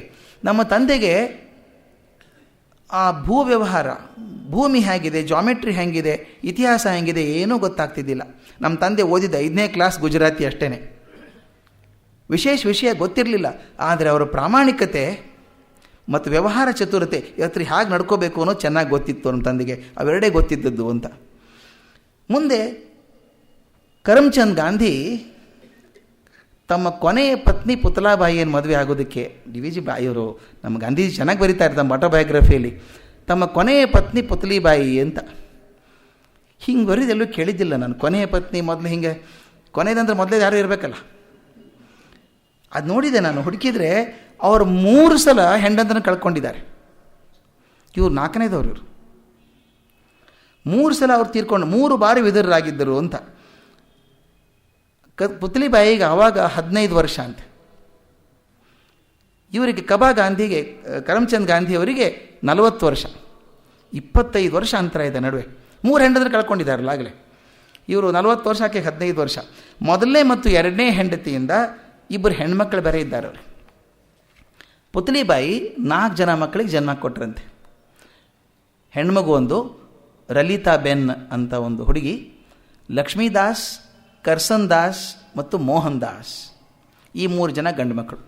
ಮೋಹನ್ ದಾಸ್ ಕಡೆಯವರು, ಕಡೆ ಮಗ. ತಂದೆ ತಾಯಿ ನಡುವೆ ಗಾಂಧೀಜಿಗೆ ಹೆಚ್ಚು ಪ್ರಭಾವ ಆದದ್ದು ತಾಯಿಯಿಂದ, ತುಂಬ ಪ್ರಭಾವ ಆದದ್ದು ತಾಯಿಯಿಂದ. ಆತ ಹೇಳ್ತಾರೆ, ನನ್ನ ಆದರ್ಶ ನನ್ನ ತಾಯಿ ಅಂತ. ಯಾಕೆ ಅಂದರೆ ಇದು ನೋಡಿ ಯಾಕೆ ಮುಖ್ಯ ಆಗ್ತದೆ ಅಂದರೆ, ಮುಂದೆ ಜೀವನದ ಗಾಂಧಿ ಜೀವನ ನೋಡ್ತಾ ಬಂದಾಗ ಇದ್ರ ಹೆಜ್ಜೆ ಗುರುತುಗಳು ಕಾಣಿಸ್ತವೆ. ಅವ್ರು ಹೇಳ್ತಾರೆ, ನಮ್ಮ ತಾಯಿದು ಧಾರ್ಮಿಕ ಮನೋಭಾವ ಆಗಿತ್ತು, ಅದು ದಿಟ್ಟತನದ ಸ್ವಭಾವ ಆಗಿತ್ತು. ಯಾರಿಗೂ ಹೆದರ್ತಿರ್ಲಿಲ್ಲ ನನ್ನ ತಾಯಿ. ಆದರೆ ಭಗವಂತನ ಸೇವೆ ಮಾಡೋದು ತಪ್ತಿರಲಿಲ್ಲ. ಚಾತುರ್ಮಾಸ್ಯ ಮಾಡೋಳು ತಪ್ಪದೆ. ಉಪವಾಸ ಅಂತೂ ಮೇಲೆ ಮೇಲೆ ಉಪವಾಸ, ವ್ರತ ತುಂಬ ಮಾಡೋದಂತೆ. ಒಂದು ಘಟನೆ ಬರೀತಾರೆ ಅವರು. ಈ ಚಾತುರ್ಮಾಸ್ಯ ವ್ರತ ಮಾಡಬೇಕಾದ್ರೆ ಇವತ್ತು ಇಡೀ ದಿವಸ ಉಪವಾಸ, ಮರುದಿನ ಸೂರ್ಯನ ನೋಡಿದ ತಕ್ಷಣ ಊಟ ಮಾಡಬೇಕು ಅಂತ ಇರ್ತಿತ್ತಂತೆ. ಅದಕ್ಕೆ ತಾಯಿ ಉಪವಾಸ ಇರೋದು ನೋಡೋಕ್ಕಾಗಲ್ಲ ಮಕ್ಕಳ ಕಡೆಯಿಂದ. ಬೇಗ ಊಟ ಮಾಡೋನವ್ರಂತೆ. ಇಲ್ಲ, ಸೂರ್ಯ ಬಂದಮೇಲೆ ಊಟ ಮಾಡ್ತೀನಿ ಅಂತ ತಾಯಿ ಹೇಳೋದಂತೆ. ಅದಕ್ಕೆ ಹುಡುಗರು ಏನು ಮಾಡ್ತಿದ್ರು ಅಂದರೆ, ಹೊರಗಡೆ ನಿಂತ್ಕೊಂಡ್ಬಿಡೋರಂತೆ ಬೈಲಲ್ಲಿ, ಸೂರ್ಯ ಕಾಣಿಸ್ತಾನೆ ನೋಡ್ತಾ ಇರೋದಂತೆ. ಸೂರ್ಯ ಕಾಣಿದ ತಕ್ಷಣ ಒಳಗೆ ಓಡೋಗೋದು, ಅಮ್ಮ ಸೂರ್ಯ ಬಂದ ಅಂತ. ಆಕೆ ಇವ್ರು ಹೇಳಿಕೆ ಊಟ ಮಾಡ್ತಿರ್ಲಿಲ್ಲ, ತಾನು ಬಂದು ನೋಡ್ಬೇಕಲ್ಲ. ಒಂದೊಂದು ಸಲ ಹೆಂಗೆ ಆಗ್ತಿತ್ತು ಅಂತ ಗಾಂಧಿ ಚೆನ್ನಾಗಿ ಬರೀತಾರೆ. ನನ್ನ ತಾಯಿ ಹೊರಗೆ ಬರೋ ಹೊತ್ತಿಗೆ ಮೋಡಕ್ಕೆ ಓದ್ಬಿಡೋದು, ಮತ್ತೆ ಸೂರ್ಯ ಕಾಣಿಸಲ್ಲ. ಆಕೆಗೆ ಏನೊಂದು ಚೂರು ದುಃಖ ಆಗ್ತಿದ್ದಿಲ್ಲ ಅಂತ ಬರೀತಾರೆ. ಚೂರು ದುಃಖ ಇಲ್ಲ ಆಕೆಗೆ, ಯಾಕಂದರೆ ಬೇಡ ಬಿಡು, ಭಗವಂತನ ಇಚ್ಛೆಯಲ್ಲಿ ನಾವು ಊಟ ಮಾಡೋದು ಇರಲಿಕ್ಕಿಲ್ಲ, ಆದಾಗ ನೋಡೋಣ ಅಂಥೇಳಿ ಎಷ್ಟೋ ದಿವಸ ಊಟ ಬಿಟ್ಟದ್ದುಂಟು ಅಂತ. ಇದು ಯಾಕೆ ಹೇಳ್ತೀನಿ ಅಂದರೆ, ತಾಯಿ ಮಾಡುವಂಥ ಉಪವಾಸ ಗಾಂಧಿ ಮನಸ್ಸಿನ ಮೇಲೆ ಎಷ್ಟು ಪ್ರಭಾವ ಬೀರಿತ್ತು ಅಂದರೆ, ಕೊನೆಗೆ ಅವ್ರಿಗೆ ಅನಿಸಿದ್ದು ನಮ್ಮ ದೇಹ ಶುದ್ಧಿ ಮನಃಶುದ್ಧಿಗೆ ಮಾಡ್ಬೋದಾದಂಥ ಉಪಾಯ ಅಂದರೆ ಉಪವಾಸ ಅಂತ. ಉಪವಾಸ ಅವರ ಜೀವನದುದ್ದಕ್ಕೂ ಬಂದುಬಿಡ್ತು ಕೊನೆಗೆ. ಅದು ಉಪವಾಸ ಮಾಡೋದು ತಾಯಿಯಿಂದ ಕಲ್ಕೊಂಡ್ಬಿಟ್ರಂತೆ. ಉಪವಾಸ ಮಾಡೋದು ಸಂಕಟ ಅಲ್ಲ, ತೊಂದರೆ ಅಲ್ಲ ಅಂತ. ಹಿಂದಕ್ಕೊಂದು ಸಲ ಹೇಳಿದ್ದೆ ನಾನು, ಉಪವಾಸ ಅಂತ ಒಂದು ತತ್ವ ಇದೆಯಲ್ಲ, ಅದು ನಮ್ಮಲ್ಲಿ ಭಾಳ ಒಂದು ವಿಚಿತ್ರ ಕಲ್ಪನೆ ಇದೆ. ಉಪವಾಸ ಅಂದರೆ ಏನು ತಿನ್ನಬಾರದು ಅಂತ ಅಲ್ವಾ? ನಮ್ಮಲ್ಲಿ ಸಾಮಾನ್ಯವಾಗಿ ಮರಾಠಿಯಲ್ಲಿ ಒಂದು ಮಾತುಂಟು, ಏಕಾದಶಿ ದುಪ್ಪಟ್ಟು ಖಾಸಿ ಅಂತ. ಏಕಾದಶಿ ಅಂತಂದ್ರೆ ಹಿಂದಿನ ದಿವಸ ಚಿಂತೆ ಶುರು, ನಾಳೆ ಏನು ಏಕಾದಶಿಗೆ, ಅದರ ಚಿಂತೆ. ಅಂದರೆ ಚೇಂಜ್ ಆಫ್ ಫುಡ್ ಅಷ್ಟೇ ಅದು. ಆದರೆ ಕೆಲವರು ಉಪವಾಸ ಅಂದರೆ ಏನೂ ತಿಂದೇ ಇರೋದು ಅಂತ. ಮಹಾವೀರ ಪ್ರಭು ಭಾಳ ಚೆನ್ನಾಗಿ ಹೇಳ್ತಾನೆ, ಉಪವಾಸದ ಅರ್ಥ ಚೆನ್ನಾಗಿ ಕೊಡ್ತಾನೆ. ಮಹಾವೀರ ತಿಳಿಸಿದಷ್ಟು ಚೆನ್ನಾಗಿ ಉಪವಾಸನ ಬಹುಶಃ ಮೊದಲು ಯಾರು ಹೇಳಲಿಲ್ಲ ಅನಿಸುತ್ತೆ ನನಗೆ. ಮಹಾವೀರ ಹೇಳ್ತಾನೆ, ಉಪವಾಸ ಅನ್ನೋದು ಊಟ ಮಾಡದೇ ಇರೋದಲ್ಲ, ಅದು ಉಪ ಆವಾಸ್, ಪಕ್ಕದಲ್ಲಿ ಕೂತ್ಕೊಳ್ಳೋದು. ಭಗವಂತನ ಧ್ಯಾನದಲ್ಲಿ ಮಗ್ನ ಆಗಿದ್ದಾಗ ಊಟ ಮರೆತು ಹೋಗುತ್ತೆ ಅಷ್ಟೇ. ಊಟ ಮರೆಯೋದ್ರಿಂದ ಭಗವಂತನ ಪಕ್ಕದಲ್ಲಿ ಕೂಡೋಕ್ಕಾಗಲ್ಲ, ಊಟದ್ದೇ ನೆನಪಾಗ್ತಾ ಇರುತ್ತೆ. ಅವ್ರು ಹೇಳ್ತಾರೆ, ಊಟದ ಎಷ್ಟು ಮಗ್ನ ಆಗಿ ಹೋಗಿದ್ರು ಮಹಾವೀರರು ಅಂತಂದರೆ, ಭಗವಂತನ ಧ್ಯಾನದಲ್ಲಿ ಎಷ್ಟು ಮಗ್ನವಾಗಿದ್ದರು ಅಂದರೆ, ಹಗಲು ಯಾವಾಗ ಆಯಿತು ಗೊತ್ತಿಲ್ಲ, ರಾತ್ರಿ ಯಾವಾಗ ಆಯಿತು ಗೊತ್ತಿಲ್ಲ. ಆ ಗದ್ದಲದಲ್ಲಿ ಊಟ ಮರೆತರು, ನಿದ್ದೆ ಮರೆತರು, ಬಟ್ಟೆ ಮರೆತರು, ದಿಗಂಬರರಾಗಿ ಹೋಗ್ಬಿಟ್ರು. ಆ ಊಟ ಮರೆತರಲ್ಲ ಅವರು, ಜನ ನೋಡ್ತಾ ಇದ್ರು ಸುತ್ತಮುತ್ತಲವರು, ಓಹೋ ಊಟ ಬಿಟ್ಟರು ಆರಾಮಾಗಿ ಇದ್ದಾರೆ ಇವರು, ಆದ್ದರಿಂದ ಊಟ ಬಿಟ್ಟರೆ ಚೆನ್ನಾಗಿರ್ತದೆ. ಅವ್ರಿಗೆ ಉಪವಾಸ ಅಂದರೆ ಊಟ ಬಿಡೋದು. ಮಹಾವೀರ್ ಬಾ ಚೆನ್ನಾಗಿ ಹೇಳ್ತಾರೆ, ಉಪವಾಸ ಮತ್ತು ಉಪಾಸನ ಎರಡು ಒಂದೇ. ಉಪ ಆಸನ, ಪಕ್ಕದಲ್ಲಿ ಆಸನ ಹಾಕೊಂಡು ಕೂತ್ಕೋ ಭಗವಂತನ ಪಕ್ಕದಲ್ಲಿ, ಅವನ ಪಕ್ಕದಲ್ಲಿ ಕೂತಾಗ ನಿನಗೆ ಊಟ ಮರ್ತು ಹೋಗುತ್ತೆ. ಉಪಾಸನ ಮತ್ತು ಉಪವಾಸ ಎರಡು ಒಂದೇ ಅಂತ. ಇಲ್ಲಿ ಗಾಂಧೀಜಿಗೆ ಉಪವಾಸದ ಬಗ್ಗೆ ತುಂಬ ಪ್ರೀತಿ ಕೊಟ್ಟದ್ದು ಅವ್ರ ತಾಯಿ. ಆಕೆಗೆ ಸಾಮಾನ್ಯ ಜ್ಞಾನ ತುಂಬ ಹೆಚ್ಚು ಅಂತ ಹೇಳ್ತಾರೆ. ವಯಸ್ಸಲ್ಲಿ ಸಣ್ಣವರು, ಗಂಡನಿಗಿಂತ ತುಂಬ 25 ವರ್ಷ ಸಣ್ಣವರು, ಆದರೆ ಎಷ್ಟು ಜ್ಞಾನ ಇತ್ತು ಅಂದರೆ, ಯಾರು ಹೇಗೆ ಬರ್ತಾರೆ, ಮನೆಗೆ ಬಂದು ಅವ್ರಿಗೆ ಏನು ಮಾಡಬೇಕು ಏನು ಮಾಡಬಾರ್ದು ಪ್ರತಿಯೊಂದು ಜವಾಬ್ದಾರಿ ಪುತಲಿಬಾಯಿದೆ. ರಾಜ್ಯದ ವಿಷಯ ಎಲ್ಲ ಗೊತ್ತಿತ್ತಂತಕ್ಕೆ. ಅದಕ್ಕೆ ಹೇಳಿ ಠಾಕೂರ್ ಸಾಹೇಬ್ ಅಂದರೆ ಮಹಾರಾಜರ ಮನೆಯಲ್ಲಿ ಹೆಣ್ಮಕ್ಳಿಗೆಲ್ಲ ಈಕೆ ಅಡ್ವೈಸ್ ಬೇಕಾಗಿತ್ತು, ಸಂದೇಶ ಬೇಕಾಗಿತ್ತು. ಈ ಮಾತಿಗೆ ತುಂಬ ಮರ್ಯಾದೆ ಇತ್ತಂತೆ ರಾಜಮನೆಯಲ್ಲಿ. ಹೀಗಾಗಿ ಆಕೆ ಜೊತೆಗೆ ಹೋಗ್ತಾ ಇದ್ರಂತೆ ಇವರು. ಗಾಂಧೀಜಿ ಅವ್ರ ಜೊತೆಗೆ ಹೋಗೋದು, ಕಡೆ ಮಗ ಅಲ್ವಾ, ಜೊತೆಗೆ ಹೋಗೋದು, ಅಲ್ಲಿ ಚರ್ಚೆ ಮಾಡೋದನ್ನು ನೋಡ್ತಾ ಇದ್ದೆ ನಾನು. ಆದ್ದರಿಂದ ನನ್ನ ತಾಯಿ ಪ್ರಭಾವ ನನ್ನ ಮೇಲೆ ತುಂಬ ಹೆಚ್ಚಾಯಿತು ಅಂತ ಬರೆದಿದ್ದಾರೆ. ಅವ್ರು ಹೇಳ್ತಾರೆ, ನನ್ನ ಶೀಲ ವಿಕಾಸಕ್ಕೆ, ಧಾರ್ಮಿಕ ಮನೋಭಾವಕ್ಕೆ ತಾಯಿಯದೇ ಬಳುವಳಿ, ಆಕೆ ನನಗೆ ಆದರ್ಶ ಅಂತ ಹೇಳ್ತಾರೆ. ಮೋಹನ್ ದಾಸ್ ಶಾಲೆಗೆ ಹೋಗೋಕ್ಕೆ ಶುರು ಆದಮೇಲೆ ಪೋರ್ಬಂದರದಲ್ಲಿ ಇವ್ರದ್ದು ಒಂದು ಒಳ್ಳೆಯ ಕ್ವಾಲಿಟಿ ಏನಪ್ಪ ಅಂದರೆ, ತಪ್ಪದೆ ಕರೆಕ್ಟಾಗಿ ಟೈಮಿಗೆ ಶಾಲೆಗೆ ಹೋಗೋದು, ಕರೆಕ್ಟ್ ಟೈಮ್ ಮನೆಗೆ ಬರೋದು, ಅಷ್ಟು ಮಾತ್ರ ತಪ್ತಿರಲಿಲ್ಲ. ಪಂಕ್ಚುಯಾಲಿಟಿ ಅದು ಕೊನೆವರೆಗೂ ಗಾಂಧೀಜಿಗಿತ್ತು, ಸರಿ ಸಮಯಕ್ಕೆ ಬರುವಂಥದ್ದು. ಕರೆಕ್ಟ್ ಟೈಮ್ ಹೋಗೋದು ಬರೋದು ಅಷ್ಟೇ. ಓದು ಅಷ್ಟಿಲ್ಲ, ಅತ್ಯಂತ ಅವ್ರು ಹೇಳ್ತಾರೆ, at best I can be defined as a mediocre student ಅಂತ. ಅತ್ಯಂತ ಸಾಮಾನ್ಯ ವಿದ್ಯಾರ್ಥಿ ಅಂತ ಹೇಳ್ಕೋಬೋದು ನಾನು. ನನಗೆ ಗಣಿತ ಬರ್ತಿರ್ಲಿಲ್ಲ, ಮಗ್ಗಿ ಬರ್ತಿರ್ಲಿಲ್ಲ, ಭಾಳ ಕಷ್ಟ ಆಗೋದು, ಮತ್ತು ಯಾರ ಜೊತೆಗೆ ಸ್ನೇಹ ಮಾಡ್ಕೋತಿರ್ಲಿಲ್ಲ. ನಾಚಿಕೆ ಸ್ವಭಾವ. ಅವ್ರು ಹೇಳ್ತಾರೆ, ಶಾಲೆ ಬೆಲ್ ಆದ ತಕ್ಷಣ ಬ್ಯಾಗ್ ಹಿಡ್ಕೊಂಡು ಮನೆಗೆ ಓಡ್ಕೊಂಬರ್ತಿದ್ರಂತೆ. ಯಾಕೆ ಓಡ್ಕೊಂಬರ್ತಿದ್ರು ಅಂದರೆ, ಅಲ್ಲಿ ನಿಂತರೆ ಯಾರಾದರೂ ಮಾತಾಡಿಸಿದ್ರೆ, ಮಾತಾಡ್ಸೋದು ಬೇಡ ಅಂತ, ಯಾರ ಹತ್ರ ಮಾತಿಲ್ಲ ಕಥೆ ಎಲ್ಲ ಓಡಿ ಬರೋದು ಮನೆಗೆ. ಬಂದು ಅವ್ರಿಗೆ ಒಂದು ಹುಚ್ಚು ಅಂದರೆ ಸೇವೆ ಮಾಡೋದು. ತಮ್ಮ ತಂದೆ ಕಾಲು ಒತ್ತಬೇಕು, ಸೇವೆ ಮಾಡಬೇಕು, ಅದೊಂದು ಹುಚ್ಚು ಅವರಿಗೆ. ಮನೆಗೆ ಹುಷಾರಿಲ್ಲ ಅಂದರೆ ಇವರೇ ಸೇವೆ ಮಾಡೋದು. ಸೇವೆ ಮಾಡೋ ಹುಚ್ಚಿತ್ತು. ಎಕ್ಸಸೈಸ್ ಮಾಡಿದ್ರೆ ವಾಕಿಂಗ್ ಒಂದು ಮಾಡ್ತಾ ಹೇಳ್ತಾರೆ ಅವರು. ನನಗೆ ಉಳುಕಿ ಎಕ್ಸಸೈಸ್ ಇಂಟ್ರೆಸ್ಟಿಂಗ್ ಇರಲಿಲ್ಲ, ನಡಿಗೆ ಮಾತ್ರ ಇಚ್ಛೆ ಇತ್ತು. ತುಂಬ ನಡೀತಾ ಇದ್ದೆ ನಾನು, ವಾಕಿಂಗ್ ಮಾಡ್ತಾ ಇದ್ದೆ. ಬಹುಶಃ ಅದು ದಾಂಡಿಗೆ ಹೆಲ್ಪ್ ಆಯಿತು ಅನಿಸುತ್ತೆ ಮುಂದೆ. ನಡಿಗೆ ಯಾವಾಗಲೂ ಫಾಸ್ಟ್ ಅವ್ರದ್ದು. ತಾವು ಡಾಕ್ಯುಮೆಂಟ್ರಿ ನೋಡಿರ್ಬೇಕು, ಗಾಂಧೀಜಿ ಡಾಕ್ಯುಮೆಂಟ್ರಿ. ಆ ವಯಸ್ಸಿಗೆ ಆ ಮನುಷ್ಯ ನಡೀತಾ ಇದ್ದರೆ ಹಿಂದವ್ರು ಓಡ್ತಾ ಇದ್ದಾರಲ್ರಿ, ಆ ಉತ್ಸಾಹ. ಹಾಗೆ ನಡಿಗೆ ತುಂಬ ಇಷ್ಟ ನನಗೆ. ಹೇಳ್ತಾರೆ, ನನ್ನ ಬಾಲ್ಯದಲ್ಲಿ ನಾನು ಭಾಳ ಒಳಮುಖನವನಾಗಿದ್ದೆ, ಹೆಚ್ಚು ಮಾತಾಡ್ತಿರ್ಲಿಲ್ಲ, ದಯಾಶೀಲ ಆಗಿದ್ದೆ. ಮತ್ತೊಬ್ಬರು ತೊಂದರೆ ಆದರೆ ಕಣ್ಣಲ್ಲಿ ನೀರು ಬಂದುಬಿಡೋದು. ಆದರೆ ಅಷ್ಟೇ ಹಠವಾದಿಯೂ ಆಗಿದ್ದೆ ಅಂತ ಬರೀತಾರೆ. ಹಠ ಬಹುಶಃ ಕಡೆ ಮಗ ಅಂತ ಪ್ರೀತಿ ಮಾಡಿದ್ರೋ ಏನೋ, ಅಥವಾ ಮಾತಿ ಬಂದದ್ದನ್ನು ಹೇಳಬೇಕು. ಒಂದು ಸ್ವಭಾವ ತಾವು ಗಮನಿಸಿರಬೇಕು, ತಮ್ಮ ಮನೆಯಲ್ಲಾಗಲೆಲ್ಲ ಗಮನಿಸಿರ್ತೀರಿ. ಮನೆಯಲ್ಲಿ ಮಕ್ಕಳು ಇರ್ತಾರೆ, ಕೆಲವು ಮಕ್ಕಳು ಮಾತು ಕಮ್ಮಿ, ಇನ್ನು ಕೆಲವು ಬಡ ಬಡ ಬಡ ಮಾತಾಡ್ತಿರ್ತಾರೆ. ಬಡ ಬಡ ಮಾತಾಡೋ ಹುಡುಗರದ್ದು ಏನೂ ತೊಂದರೆ ಇಲ್ಲ. ಯಾಕೆ ಗೊತ್ತಾ, ಆ ಮನಸ್ಸಿಗೆ ಬಂದದನ್ನು ಹಂಚ್ಕೊಂಡ್ಬಿಡ್ತಾವೆ ಮಕ್ಕಳು, ಅವ ಬಗ್ಗೆ ಚಿಂತೆ ಮಾಡೋ ಕಾರಣ ಇಲ್ಲ. ಈ ಮಾತು ಕಮ್ಮಿ ಆಡೋ ಹುಡುಗರಿದ್ದಾರಲ್ಲ, ಸ್ವಲ್ಪ ಗಮನಿಸಬೇಕು. ಯಾಕಂದರೆ ಅವ್ರ ಒಳ ವಿಚಾರ ಜಾಸ್ತಿ, ಹೊರಗಡೆ ಹೇಳೋಲ್ಲ, ಒಳಗಡೆ ಏನಾಗ್ತದೆ ಗೊತ್ತೂ ಆಗಲ್ಲ. ಮೋಹನ್ ದಾಸ್ ಕರಮ್ಚಂದ್ ಗಾಂಧಿ ಆ ಕೆಟಗರಿಗೆ ಸೇರಿದಂಥವ್ರು. ಹೊರಗೆ ಹೇಳೋಲ್ಲ, ಒಳಗಡೆ ಚಿಂತೆ ತುಂಬ ಇರುವಂಥದ್ದು, ವಿಚಾರ ಮಾಡುವಂಥದ್ದಿತ್ತು. ಹಠದ ಸ್ವಭಾವ, ವಿಚಾರ ಮಾಡಿ ಮಾಡಿ ಹಿಂಗೆ ಮಾಡಬೇಕು ಅಂದರೆ ಏನಾದರೂ ಬಿಡೋಲ್ಲ, ಮಾಡೋದು ಹಠ ಸ್ವಭಾವ ಇತ್ತು. ಅವ್ರಿಗೆ 7 ವರ್ಷ ವಯಸ್ಸಾದಾಗ ಅವ್ರ ತಂದೆ ಕರಮ್ಚಂದ್ರು ಪೋರ್ಬಂದರ್ ರಾಜ್ಯದ ಸೇವೆಯನ್ನು ಬಿಟ್ಟು ತಮ್ಮ ಕುಟುಂಬದೊಂದಿಗೆ ರಾಜಕೋಟೆಗೆ ಬಂದರಂತೆ. ಎಷ್ಟು ನೋಡಿ ಸಂಯೋಗ ಅನ್ಬೇಕು. ನಿನ್ನೆ ನಾನು ಈ ಗಾಂಧಿ ಲೆಕ್ಚರ್ ಶುರು ಮಾಡೋದಕ್ಕಿಂತ ಮೊನ್ನೆ ದಿವಸ ಸಾಯಂಕಾಲ ಗುಜರಾತಲ್ಲಿದ್ದೆ. ಅದಕ್ಕೆ ಅಂದ್ಕೊಂಡೆ ನಾಳೆ ಗಾಂಧಿ ಲೆಕ್ಚರ್ ಶುರು ಮಾಡೋದಕ್ಕೆ ಪೂರ್ವಭಾವಿಯಾಗಿ ಗುಜರಾತಿಗೆ ಬಂದದ್ದು ಒಳ್ಳೇದಾಯಿತು ಅಂತ. ರಾಜ್ಕೋಟಿಗೆ ಸಾಕಷ್ಟು ಸಲ ಹೋಗ್ಬಿಟ್ಟಿದ್ದೀನಿ ನಾನು. ರಾಜ್ಕೋಟಿಗೆ ಹೋದಾಗ ಆ ಶಾಲೆ ನೋಡ್ಕೊಂಬಂದಿದ್ದೀನಿ, ಓದದ್ದು ಗಾಂಧಿ ಓದಿದಂಥ ಜಾಗ ನೋಡ್ಕೊಂಬರೋದು ಒಂಥರ ಖುಷಿ ಅನಿಸುತ್ತೆ ನಮಗೆ ಜಾಗ ನೋಡಿದಾಗ. ಅಲ್ಲಿ ಅಲ್ಲಿ ರಾಜ್ಕೋಟೆಗೆ ಹೋದಾಗ ಅಲ್ಲೊಂದು ಪ್ರಾಥಮಿಕ ಶಾಲೆಗೆ ಸೇರಿಸಿದ್ರಂತೆ. ಸ್ವಲ್ಪ ದಿವಸ ಆದಮೇಲೆ ಇವರು ಪೋರ್ಬಂದರದಲ್ಲಿ ದಿವಾನರಾಗಿದ್ರಲ್ಲ ಅಂತ ರಾಜ್ಕೋಟೆ ರಾಜರು ಮೆಚ್ಕೊಂಡು ಇವ್ರನ್ನ ಅಲ್ಲೂ ದಿವಾನರು ಮಾಡಿದರು, ರಾಜ್ಕೋಟೆ ದಿವಾನರಾದರು. ಅಲ್ಲಿ ಕೂಡ ಮೋಹನ್ ದಾಸನ ಬುದ್ಧಿ ಮತ್ತೆ ಅದೇ ಮಟ್ಟದ್ದೇ, ಪೋರ್ಬಂದರ್ ಮಟ್ಟದ್ದೇ, ಹೆಚ್ಚಿಗೆ ಬೆಳೀಲಿಲ್ಲ. ಯಾರೂ ನನ್ನ ಬುದ್ಧಿ ಮತ್ತೆ ಹುಡುಗ ಅಂತ ಕರೀಲಿಲ್ಲ. ನಾನು ಕ್ಲಾಸಲ್ಲಿ ಎದ್ದು ತೋರುವಂಥ ವಿದ್ಯಾರ್ಥಿನೂ ಅಲ್ಲ. ಇಲ್ಲೊಂದು ತಮಾಷೆ ಆಯಿತು. ಇವರಿಗೆ 7 ವರ್ಷ ಸ್ವಲ್ಪ ಆಗಿರಬೇಕು. ಈ ಓದ್ತಿರ್ಬೇಕಾದ್ರೆ ಅವ್ರ ಮದುವೆ ನಿಶ್ಚಯ ಆಯ್ತಂತೆ. ಕಸ್ತೂರ್ಬಾ ಜೊತೆಗೆ ವಿವಾಹ ನಿಶ್ಚಯ ಆಯಿತು. ಆಗ ಇವರಿಗೆ 7 ವರ್ಷ ವಯಸ್ಸು. ಕಸ್ತೂರ್ಬಾಗೂ ಅಷ್ಟೇ ವಯಸ್ಸು ಸುಮಾರು. ಕೆಲವು ಹೇಳೋ ಪ್ರಕಾರ ಕಸ್ತೂರ್ಬಾ ಸ್ವಲ್ಪ ಅವ್ರಿಗಿಂತ ದೊಡ್ಡವರೇ ಇದ್ದರು ವಯಸ್ಸಲ್ಲಿ ಅಂತ ಹೇಳ್ತಾರೆ. ಕಸ್ತೂರ್ಬಾ ತಂದೆ ಗೋಕುಲ್ದಾಸ್ ಮಾಕಂಜಿ ಅಂತ. ಗೋಕುಲ್ದಾಸ್ ಮಾಕಂಜಿ ಅನ್ನೋರು ಪೋರ್ಬಂದರದಲ್ಲಿ ವ್ಯಾಪಾರ ಮಾಡ್ತಾಯಿದ್ರು. ಅವರಿಗೂ ಕರಮ್ಚಂದ್ರಿಗೂ ಒಳ್ಳೆಯ ಸ್ನೇಹ ಇತ್ತು. ಹೀಗಾಗಿ ಮದುವೆ ಮಾಡಬೇಕು ಅಂತ ತೀರ್ಮಾನ ಮಾಡಿದರು. ಆಗಿನ ಕಾಲದಲ್ಲಿ ಬಾಲ ವಿವಾಹ ತಪ್ಪು ಅಂತೇನು ಅನ್ನಿಸ್ತಿರ್ಲಿಲ್ಲ ಅಂತ. ಆ ವಿವಾಹ ಮಾಡೋದು ಅಂತಂದರೆ ತಮ್ಮ ಅನುಕೂಲ ನೋಡ್ಕೊಂಡು ಮಾಡೋ ಹಾಗೆ. ಸಂಬಂಧಗಳು ಕೂಡಿ ಬಂದರೆ ಇಬ್ಬರು ಅವರು ಚೆನ್ನಾಗಿ ಮಂತೆಂದವರು ಇದ್ದಾರೆ ಅಂತ ಅನ್ನೋದಾದರೆ ಅದೊಂದು ವ್ಯವಸ್ಥೆ. ಅದು ಹುಡುಗರು ನೀನು ಕೇಳಬೇಕು ಅಂತಿಲ್ಲ, ಕೇಳಿದರೆ ಗೊತ್ತಾಗೋ ವಯಸ್ಸು ಅಲ್ಲ ಅದು ಆಗಿದ್ದದ್ದು. ವಿಶೇಷ ಅಂದರೆ ಬಹಳ ಜನ ನನಗಂತೂ ಗೊತ್ತಿರಲಿಲ್ಲ ಆನೆಸ್ಟ್ಲಿ. ಮೊದಲೇ ಸಲ ಓದಿದಾಗ ಅರ್ಥ ಆದದ್ದು ನನಗೆ. ಗಾಂಧೀಜಿಯವ್ರದ್ದು ಇದು ಮೊದಲನೇ ನಿಶ್ಚಿತಾರ್ಥ ಅಲ್ಲ ಅಂತ, ಇದು 3ನೇ ನಿಶ್ಚಿತಾರ್ಥ ಅಂತ ಅವ್ರದ್ದು. ಅಂದರೆ ಇದು 3ನೇ ಸಲ ಎಂಗೇಜ್ಮೆಂಟ್ ಆದದ್ದು ಗಾಂಧೀಜಿದು. ಮೊದಲು 2 ಎಂಗೇಜ್ಮೆಂಟ್ ಆಗಿಬಿಟ್ಟಿದೆ ಇವರಿಗೆ. ಅವೆರಡು ಹುಡುಗಿಯರು ಸತ್ತೋಗಿದ್ದಾರೆ. ಅಂದರೆ ಮೊದಲೇ ಸಲ ಹುಡುಗಿದ ಎಂಗೇಜ್ಮೆಂಟ್ ಆಯಿತು, ಆ ಹುಡುಗಿ ಸತ್ತು ಹೋದು, ಮತ್ತೊಂದು ಎಂಗೇಜ್ಮೆಂಟ್ ಮಾಡೋದು, 2ನೇದಾಯಿತು, ಇದು 3ನೇದ್ದು ಎಂಗೇಜ್ಮೆಂಟ್ ಆದದ್ದು. ಅದಕ್ಕೆ ಹೇಳ್ತಾರೆ ಇದು ನನ್ನ 3ನೇ ನಿಶ್ಚಿತಾರ್ಥ. ಈ ಮೊದಲು ಮದುವೆ ನಿಶ್ಚಯವಾಗಿದ್ದು ಇಬ್ಬರೂ ಹುಡುಗಿಯರು ನಿಧನರಾದ್ದರಿಂದ 3ನೇ ನಿಶ್ಚಿತಾರ್ಥ ಬೇಗ ನಡೆಯಿತು ಅಂತ. ಬೇಗ ಮಾಡಿಬಿಟ್ಟು ತೀರ್ಮಾನ ಮಾಡೋದು ಒಳ್ಳೆಯದು ಅಂತ. ಅದಕ್ಕೆ ಭಾಳ ಚೆನ್ನಾಗಿ ಬರೀತಾರೆ ಅವರು. ಈ ನಿಶ್ಚಿತಾರ್ಥದ ಬಗ್ಗೆ ನನಗೆ ಯಾರೂ ಹೇಳಲಿಲ್ಲ, ಹೇಳಬೇಕಾದ ಕಾರಣವೂ ಇರಲಿಲ್ಲ ಅಂತ. ನನಗೆ ಯಾರೂ ಹೇಳಿಲ್ಲ ನಾಳೆ ನೀನು ಮದುವೆ ಅಪ್ಪ ನಿಶ್ಚಿತಾರ್ಥ ಮಾಡ್ತೀವಿ ಅಂತ ಯಾರು ಹೇಳಲಿಲ್ಲಂತೆ, ಹೇಳೋ ಕಾರಣವೂ ಇರಲಿಲ್ಲ ಅವಾಗ ಅಂತ. ಪ್ರಾಥಮಿಕ ಶಾಲೆ ಆದಮೇಲೆ ರಾಜ್ಕೋಟದಲ್ಲಿ ಅಲ್ಫ್ರೆಡ್ ಹೈಸ್ಕೂಲ್ ಅಂತಿದೆ, ಅಲ್ಲಿ ದಾಖಲಾತಿ ಆಯಿತು. ಅದೊಂದೇ ಶಾಲೆ ಇದ್ದದ್ದು ಆವಾಗ. ದಯವಿಟ್ಟು ಗಮನಿಸಬೇಕು, ಆವಾಗ ಗುಜರಾತ್ ಬೆಳೆಸಬೇಕು ಅಂತ ಹೇಳಿ ಬ್ರಿಟಿಷ್ ಸರ್ಕಾರ ಮನಸ್ಸು ಮಾಡಿದಾಗ ರಾಜ್ಕೋಟನ್ನು ಸೆಂಟರ್ ಮಾಡ್ಕೊಂಡಾಗ ಹೈಸ್ಕೂಲ್ ಬಂತು.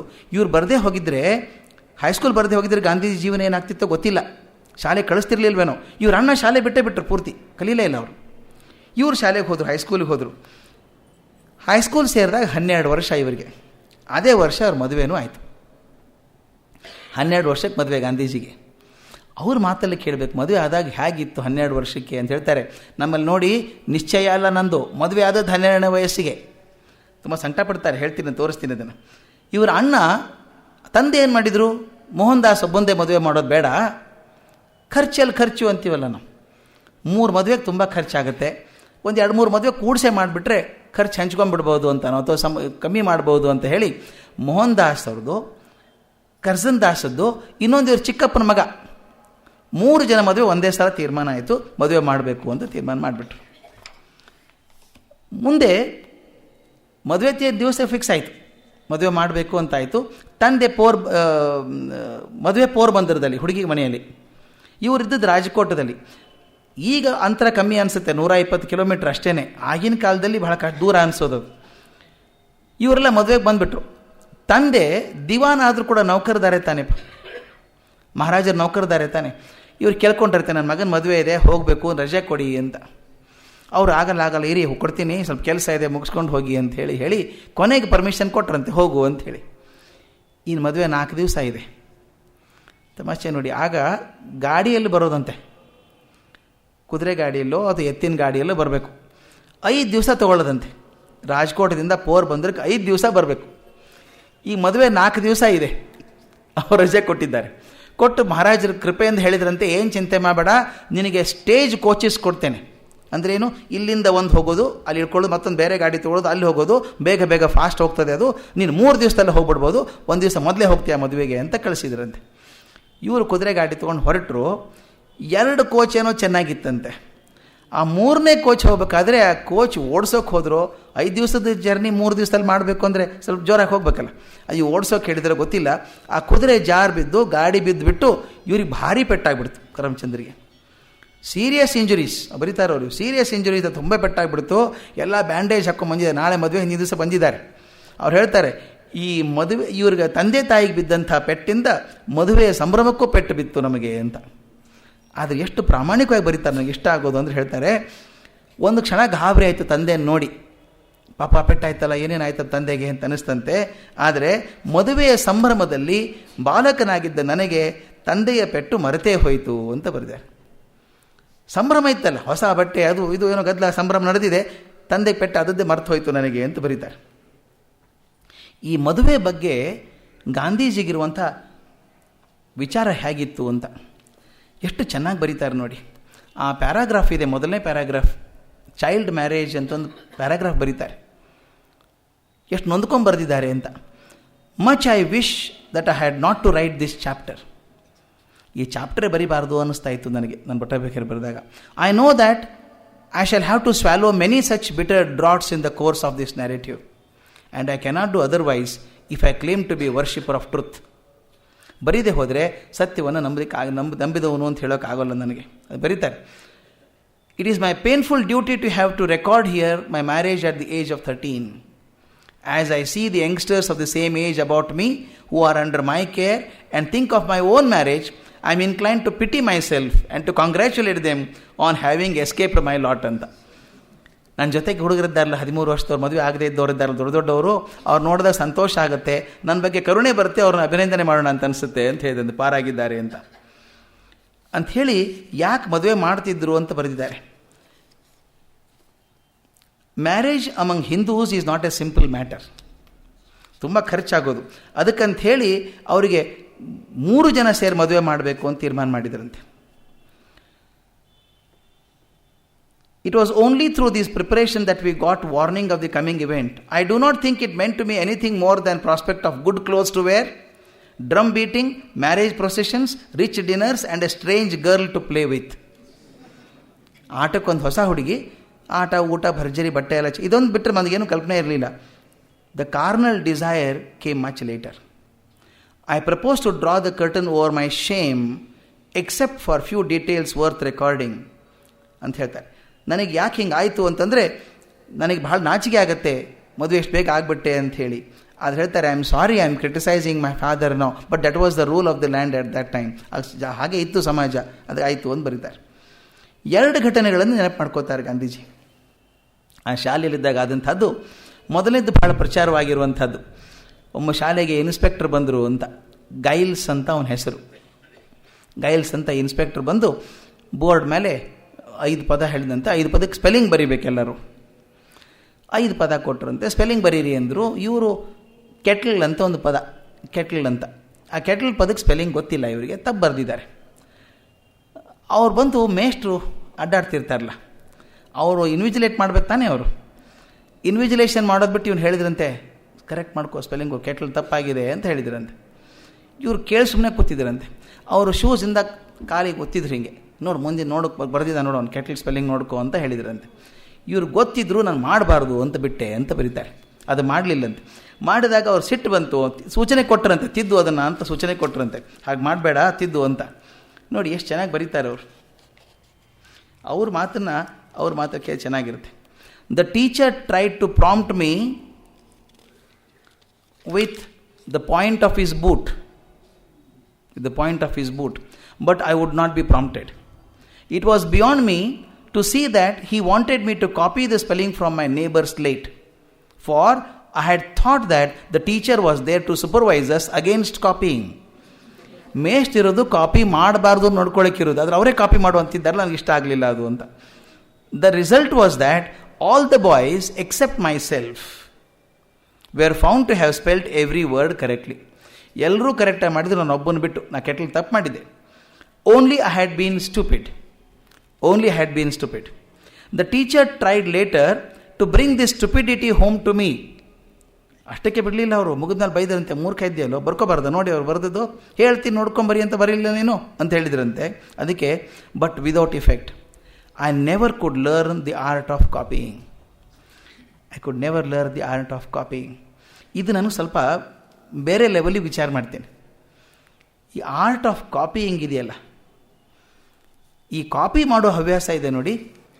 ಕಾಪಿ ಮಾಡೋದು, ಪರೀಕ್ಷೆಯಲ್ಲಿ ಕಾಪಿ ಮಾಡೋದು ಒಂದು ಭಾಗ ಆಯಿತು. ಜೀವನದಲ್ಲಿ ಅನುಕರಣೆ ಮಾಡೋದು ಅಂದಿದೆಯಲ್ಲ, ಕಾಪಿ ಅನ್ನೋದು ಕಾಪಿನೇ. ನಾನು ತಿಳ್ಕೊಂಡ ಹಾಗೆ ನಾನು ಸೃಜನಶೀಲತೆಯನ್ನು ಪಾಠ ಮಾಡ್ತೀನಿ ಭಾರತದಲ್ಲಿ, ಹೊರಗಡೆ.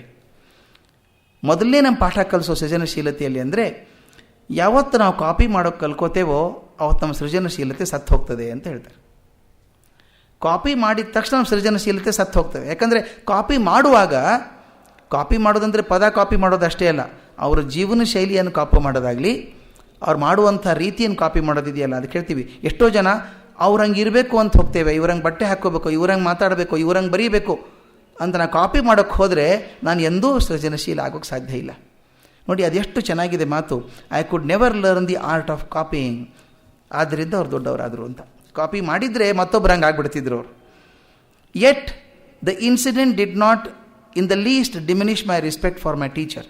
ಇದು ಭಾಳ ಮುಖ್ಯ. ಇದು ಇಷ್ಟಾದರೂ ಟೀಚರ್ ಬಗ್ಗೆ ನನಗೆ ಮರ್ಯಾದೆ ಕಮ್ಮಿ ಆಗಲಿಲ್ಲ, ಗೌರವ ಕಮ್ಮಿ ಆಗಲಿಲ್ಲ. ಯಾಕೆಂದರೆ ಕೊನೆಗೊಂದು ಮಾತು ಹೇಳ್ತಾರೆ ಅವರು, for I had learn to carry out the orders of elders, not to scan their actions. ಎಷ್ಟು ಚೆನ್ನಾಗಿದೆ ನೋಡಿ. ಹಿರಿಯರು ಕೊಟ್ಟ ಅಪ್ಪಣೆಗಳನ್ನು ಪಾಲಿಸೋದನ್ನು ಮಾತ್ರ ಕಲ್ತಿದ್ದೇ ವಿನಃ ಅವರ ನಡವಳಿಕೆಯನ್ನು ಪರೀಕ್ಷೆ ಮಾಡೋದು ನನ್ನ ಕೆಲಸ ಅಲ್ಲ. ಆದ್ದರಿಂದ ನನ್ನ ಗುರುಗಳ ಘನತೆ ನನ್ನ ಮನಸ್ಸಲ್ಲಿ ಕಮ್ಮಿ ಆಗಲಿಲ್ಲ ಇದರಿಂದ ಕೂಡ ಅಂತ. ಇದು ಗಾಂಧೀಜಿ ಸ್ವಭಾವ. ಇನ್ನೊಂದು ಘಟನೆ, ಶ್ರವಣ ಪಿತೃಭಕ್ತಿ ನಾಟಕ ಅಂತ ಒಂದು ಪುಸ್ತಕ ಅವ್ರ ತಂದೆ ತಂದಿಟ್ಟಿದ್ರು. ಅವ್ರು ಹೇಳ್ತಾರೆ, ನಾನು ಸಾಮಾನ್ಯ ಪುಸ್ತಕ ಓದೋನಲ್ಲ, ಯಾವ ಪುಸ್ತಕನೂ ಪರೀಕ್ಷೆಗೆ ಬೇಕಾದ ಬಿಟ್ಟು ಯಾವುದೂ ಓದ್ತಿರ್ಲಿಲ್ಲ ಪುಸ್ತಕ. ಆದರೆ ತಂದೆ ಒಂದು ತಂದಿಟ್ಟಿದ್ದಾರೆ ಪುಸ್ತಕ. ಅಕಸ್ಮಾತ್ತಾಗಿ ಕಣ್ಣು ಬಿತ್ತು ನಂದು ಅಂತ ಬರೀತಾರೆ. Accidentally I saw that book ಅಂತ. ಅದರಲ್ಲೇನು ಶ್ರವಣ ಪಿತೃಭಕ್ತಿ ನಾಟಕ ಅಂತ. ಅಲ್ಲೊಂದು ಚಿತ್ರ ಬೇರೆ ತಂದು ತೋರಿಸಿದ್ರಂತೆ. ಆ ಕತೆ ಓದಿ ಎಷ್ಟು ಇವರಿಗೆ ಎಫೆಕ್ಟ್ ಆಯಿತು ಅಂತಂದರೆ, ತಂದೆ ತಾಯಿ ನೋಡಿಕೊಂಡ್ರೆ ಶ್ರವಣನಂಗೆ ನೋಡ್ಕೋಬೇಕು. ಒಂದು ಚಿತ್ರ ಬೇರೆ ಇತ್ತಂತೆ. ಚಿತ್ರ ತಂದೆ ಒಂದು ಬುಟ್ಟಿಯಲ್ಲಿ, ತಾಯಿ ಒಂದು ಬುಟ್ಟಿಯಲ್ಲಿ ಕೋಲಿ ಕಟ್ಕೊಂಡು ಹೆಗಲ ಮೇಲೆ ಹೊತ್ಕೊಂಡು ಹೋಗ್ತಿರೋಂಥ ಶ್ರವಣನ ಚಿತ್ರ. ಇಬ್ಬರು ವೃದ್ಧರು, ಕಣ್ಣು ಕಾಣಿಸೋಲ್ಲ, ಹೆಲ್ಪ್ಲೆಸ್ ಆಗಿದ್ದಾರೆ, ಹೊತ್ಕೊಂಡು ಶ್ರವಣ ಹೋಗ್ತಾನೆ ಅಂತ. ಆ ಕತೆ ಕೇಳಿ ಕೇಳಿ ಎಷ್ಟು ಆಗಿತ್ತಂದರೆ, ಆ ದಶರಥ ಬಾಣ ಹೊಡೆದಾಗ ಶ್ರವಣ ಸತ್ತಾಗ ಆ ತಂದೆ ತಾಯಿ ಹೇಳ್ತಾರಲ್ಲ, ಅದನ್ನು ನೆನೆಸ್ಕೊಂಡಾಗ ಎಷ್ಟೋ ಸಲ ಅವ್ರು ಮಾತಾಡೋದು ನನ್ನ ಕಿವಿ ಕೇಳಿಸುತ್ತೆ ಅನ್ನೋ ಹಂಗೆ ಆಗ್ತಿತ್ತು ನನಗೆ. ಎಷ್ಟೋ ಸಲ ಹತ್ತಿದ್ದೇನೆ ಅದನ್ನು ನೋಡಿ ಅಂತ ಹೇಳಿಬಿಟ್ಟು ಹೇಳ್ತಾರೆ, here is an example for my life ಅಂದ್ಕೊಂಡೆ ನಾನು ಅಂತ ಬರೀತಾರೆ. Here is an example for my life ಅಂತ. ಈ ಮಾತು ನನಗೆ ಯಾಕೆ ಮುಖ್ಯ ಆಗುತ್ತೆ ಅಂದರೆ, ಬಾಲ್ಯದಲ್ಲಿ ನಾವು ಯಾವುದನ್ನು ಕಲಿತೇವೋ ಅದು ನಿಮಗೆ ಗೊತ್ತಿಲ್ಲದ ಹಾಗೆ ಜೀವನದ ಒಂದು ಅವಿಭಾಜ್ಯ ಅಂಗಾಗಿ ಹೋಗ್ತದೆ ಅಂತ. ಅದಕ್ಕೆ ನಾವು ಭಾಳ ಹುಷಾರಾಗಿರಬೇಕು. 10ನೇ ವಯಸ್ಸಿನವರೆಗೂ ಯಾವ ಪುಸ್ತಕ ಮಕ್ಕಳಿಗೆ ಓದೋಕ್ಕೆ ಸಿಗುತ್ತೆ ಅನ್ನೋದ್ರ ಮೇಲೆ ಮುಖ್ಯ. ನನಗೆ ಟಿ ವಿ ಬಗ್ಗೆ ಯಾಕೆ ಹೆದರಿಕೆ ಆಗುತ್ತೆ ಅಂದರೆ, 10ನೇ ವಯಸ್ಸಿನವರೆಗೂ ಮಕ್ಕಳು ಏನು ನೋಡೋದು ಅವಶ್ಯಕತೆ ಇಲ್ಲವೋ ಅದನ್ನೆಲ್ಲ ನೋಡ್ತಾರೆ. ಮನಸ್ಸಿನ ಮೇಲೆ ಉಳಿಯುವಂಥ ಹೆಗ್ಗುರುತುಗಳು ಅದು. ನಾನೊಂದು ಕಡೆ ಹೇಳಿದ್ದೆ, ನನ್ನ ಪಕ್ಕದ ಮನೆ ಹುಡುಗಿ ಬಂದು ಕೂತಿಲ್ಲ ನನ್ನ ಹತ್ರ. ಎಷ್ಟೋ ವರ್ಷಗಳ ಹಿಂದೆ ಆದಂಥ ಘಟನೆ ಇದು. ಭಾನುವಾರ ನನ್ನ ಪಕ್ಕದಲ್ಲಿ ಕೂತ್ಕೊಂಡು ಟಿ ವಿ ನೋಡ್ತಾ ಇದ್ಲು ನಮ್ಮ ಮನೇಲಿ. ಯಾವುದೋ ಸಿನಿಮಾ ಇರಬೇಕು. ನಾನು ಪೇಪರ್ ಓದ್ತಾ ಇದ್ದೆ. ನನ್ನ ಕೈ ಎಳೆದ್ಲು. ಅಂಕಲ್ ನೋಡಿ, ಈಗ ಹಾಡ್ತಾರೆ ನೋಡಿ ಅವರು ಅಂದ್ಲು. ಯಾವುದೋ ಸಿನಿಮಾ ನೋಡ್ತಾ ಇಲ್ಲ. ನೀನು ನೋಡಿದ್ಯಾ ಅದನ್ನು ಅಂತ ಕೇಳಿದೆ. ಇಲ್ಲ, ಗೊತ್ತಾಗಲ್ವಾ ಅಂದ್ಲು. ಅವ್ರು ಹಾಡೇ ಬಿಟ್ರು. ಯಾವುದೋ ಸಿನಿಮಾ, ಆ ಹೀರೋ ಹೀರೋಯಿನ್ ಬಂದಿದ್ದಾರೆ ಹೊರಗಡೆ, ಆಕೆ ಗೊತ್ತಾಯಿತು ಹಾಡ್ತಾರೆ ಅಂತ ಅವ್ರು ಹಾಡೇ ಬಿಟ್ರು. ಅವಾಗ ಅನ್ನಿಸ್ತು ನನಗೆ, either the director is as stupid as a 6-year-old or 6-year-old is as intelligent as the director of the movie. ನನಗೇನು ಭಯ ಆಗ್ತದಂದರೆ, ನಮ್ಮ ಬಾಲ್ಯ ಅನ್ನೋದು ಉಳಿದಿಲ್ಲ. ಒಂದೇ ಸಲ ಅಡಲ್ಟ್ ಆಗಿಬಿಟ್ಟಿದ್ದಾರೆ ನಮ್ಮ ಹುಡುಗರೆಲ್ಲ, ಅಡಲ್ಟ್ ಆಗಿದ್ದಾರೆ. ಅದಕ್ಕೆ ಆ ವಯಸ್ಸಲ್ಲಿ ಏನು ಪುಸ್ತಕ ಸಿಗಬೇಕು, ಯಾವ ಪಠ್ಯಕ್ರಮದಲ್ಲಿ ಏನು ಇರಬೇಕು ಅನ್ನೋದು ಭಾಳ ಮುಖ್ಯ ಆಗ್ತದೆ ಅನ್ನೋ ವಿಷಯ. ಅವರು ಪರಿಣಾಮ ಆದದ್ದು ಈ ಶ್ರವಣನ ಪಿತೃಭಕ್ತಿ ನೋಡಿದ್ರಿಂದ, ಆ ಚಿತ್ರ ನೋಡಿದ್ರೆ ಕಣ್ಣಲ್ಲಿ ಕೂತ್ಕೊಳ್ತು, ತಂದೆ ತಾಯಿನ ಹಾಗೆ ನೋಡ್ಕೋಬೇಕು ಅಂತ ಹೇಳಿ ಅವ್ರ ತಲೆ ಕೂತ್ಕೊಳ್ತು ಅವ್ರು ಹೇಳ್ತಾರೆ. ಮುಂತರ ಒಂದು ನಾಟಕ ಬಂತಲ್ಲಿ, ನಾಟಕ ಕಂಪನಿದು ಒಂದು ಹರಿಶ್ಚಂದ್ರ ನಾಟಕ ಬಂತಂತೆ. ಅದನ್ನು ನೋಡೋಕೆ ಹೋದರು. ಗಾಂಧೀಜಿ ದಾಖಲೆ ಮಾಡೋದು, ಭಾಳಷ್ಟು ಘಟನೆಗಳನ್ನು ದಾಖಲೆ ಮಾಡೋಲ್ಲ ಅವರು. ಯಾವುದು ಅವ್ರ ಮನಸ್ಸಲ್ಲಿ ಆ ವಯಸ್ಸಿಗೆ ಉಳ್ಕೊಂಡಿದೆಯೋ ಅದನ್ನು ಮಾತ್ರ ದಾಖಲೆ ಮಾಡಿರೋದು. ಹರಿಶ್ಚಂದ್ರ ನಾಟಕ ನೋಡಿದ್ಮೇಲೆ ಅನ್ನಿಸ್ತಂತೆ ಅದನ್ನು ಮೇಲೆ ಮೇಲೆ ನೋಡಬೇಕು ಅಂತ ನೋಡಿದ್ರಂತೆ. ಎಷ್ಟು ಸಲ ನೋಡೋಕ್ಕಾಗತ್ತೆ? ಆಗಲಿಲ್ಲ, ಟೈಮ್ ಎಲ್ಲಿ ಸಿಗುತ್ತೆ ಅವರಿಗೆ. ಅದಕ್ಕೆ ಅವ್ರು ಏನು ಮಾಡ್ತಿದ್ರು ಅಂದರೆ, ಯಾರೂ ಇಲ್ಲದೆ ಇದ್ದಾಗ ತಾನೇ ಆ ಹರಿಶ್ಚಂದ್ರ ನಾಟಕದ ಮಾತೆಲ್ಲ ಭಯಪಟ್ಟಾಗಿ ಹೋಗಿತ್ತಲ್ಲ. ನೋಡಿ ಒಬ್ಬರು ನಿಂತ್ಕೊಂಡು ತಾನೇ ಹರಿಶ್ಚಂದ್ರ ಆಗಿ ಮಾತನ್ನು ಹೇಳೋದು, ಡೈಲಾಗ್ ಹೇಳೋದು ಒಬ್ಬರೇ ಕೂತ್ಕೊಂಡು ಡೈಲಾಗ್ ಹೇಳ್ತಿದ್ರಂತೆ. ಹೇಳ್ಕೊಂಡ್ಬಿಟ್ಟು ಅವ್ರು ಬರೀತಾರೆ, ನನಗೆ ಆಶ್ಚರ್ಯ ಅಂದರೆ ಎಲ್ಲರೂ ಹರಿಶ್ಚಂದ್ರನಿಗೆ ಯಾಕೆ ಆಗೋದಿಲ್ಲ ಅಂತ ಅವ್ರು ಹೇಳ್ತಾರೆ. ಹರಿಶ್ಚಂದ್ರನಿಗೆ ಎಲ್ಲರೂ ಯಾಕೆ ಆಗೋದಿಲ್ಲ ಅಂತ ನಾನು ಚಿಂತೆ ಮಾಡಿದ್ದುಂಟು. ಆಗ ಅದಾಗಿದ್ದರೆ ಚಿಂತೆ ಇರಲಿಲ್ಲ ಅಂತ. ಅದು ಆಗೋದಿಲ್ಲ ನಮ್ಮಲ್ಲಿ. ಯಾಕಂದರೆ ನಾವು ಹರಿಶ್ಚಂದ್ರನ ಹೇಳೋ ರೀತಿಯೇ ಬೇರೆ ಅಲ್ವಾ. ಈಗ ಹರಿಶ್ಚಂದ್ರನ ರೋಲ್ ಮಾಡೆಲ್ ಅಂತ ಹೇಳೋದಿಲ್ಲ. ನೀನು ಹೇಳಿದರೆ ಹರಿಶ್ಚಂದ್ರನಂಗೆ ಆಗ್ತೀಯ ನೀನು ಅಂದರೆ ಸಫರ್ ಮಾಡ್ತೀಯ ಅನ್ನೋ ರೀತಿಯಲ್ಲಿ ಹೇಳ್ತೀವಿ ನಾವು.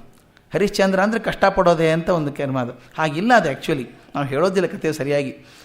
ಹರಿಶ್ಚಂದ್ರ ಕಷ್ಟಪಟ್ಟದ್ದು ತೆಗೆದು ನೋಡಿ 2 ವರ್ಷ ನಿಜವಾಗ್ಲೂ ವಿಧಿ ಅವನು ಅರಿದು ಬಿಡ್ತು. ಪರೀಕ್ಷೆ ಮಾಡ್ತು, ತುಂಬ ಪರೀಕ್ಷೆ ಮಾಡ್ತು. ಆ 2 ವರ್ಷ ಗಟ್ಟಿಯಾಗಿ ನಿಂತ್ಕೊಂಡ ಹರಿಶ್ಚಂದ್ರ. ನಿಂತ್ಕೊಂಡದ್ದಕ್ಕೆ ಏನಾಯಿತು ಅಂತಂದರೆ, ಮುಂದೆ ಎಷ್ಟೋ ವರ್ಷ ಚಕ್ರವರ್ತಿ ಆಗಿದ್ದ.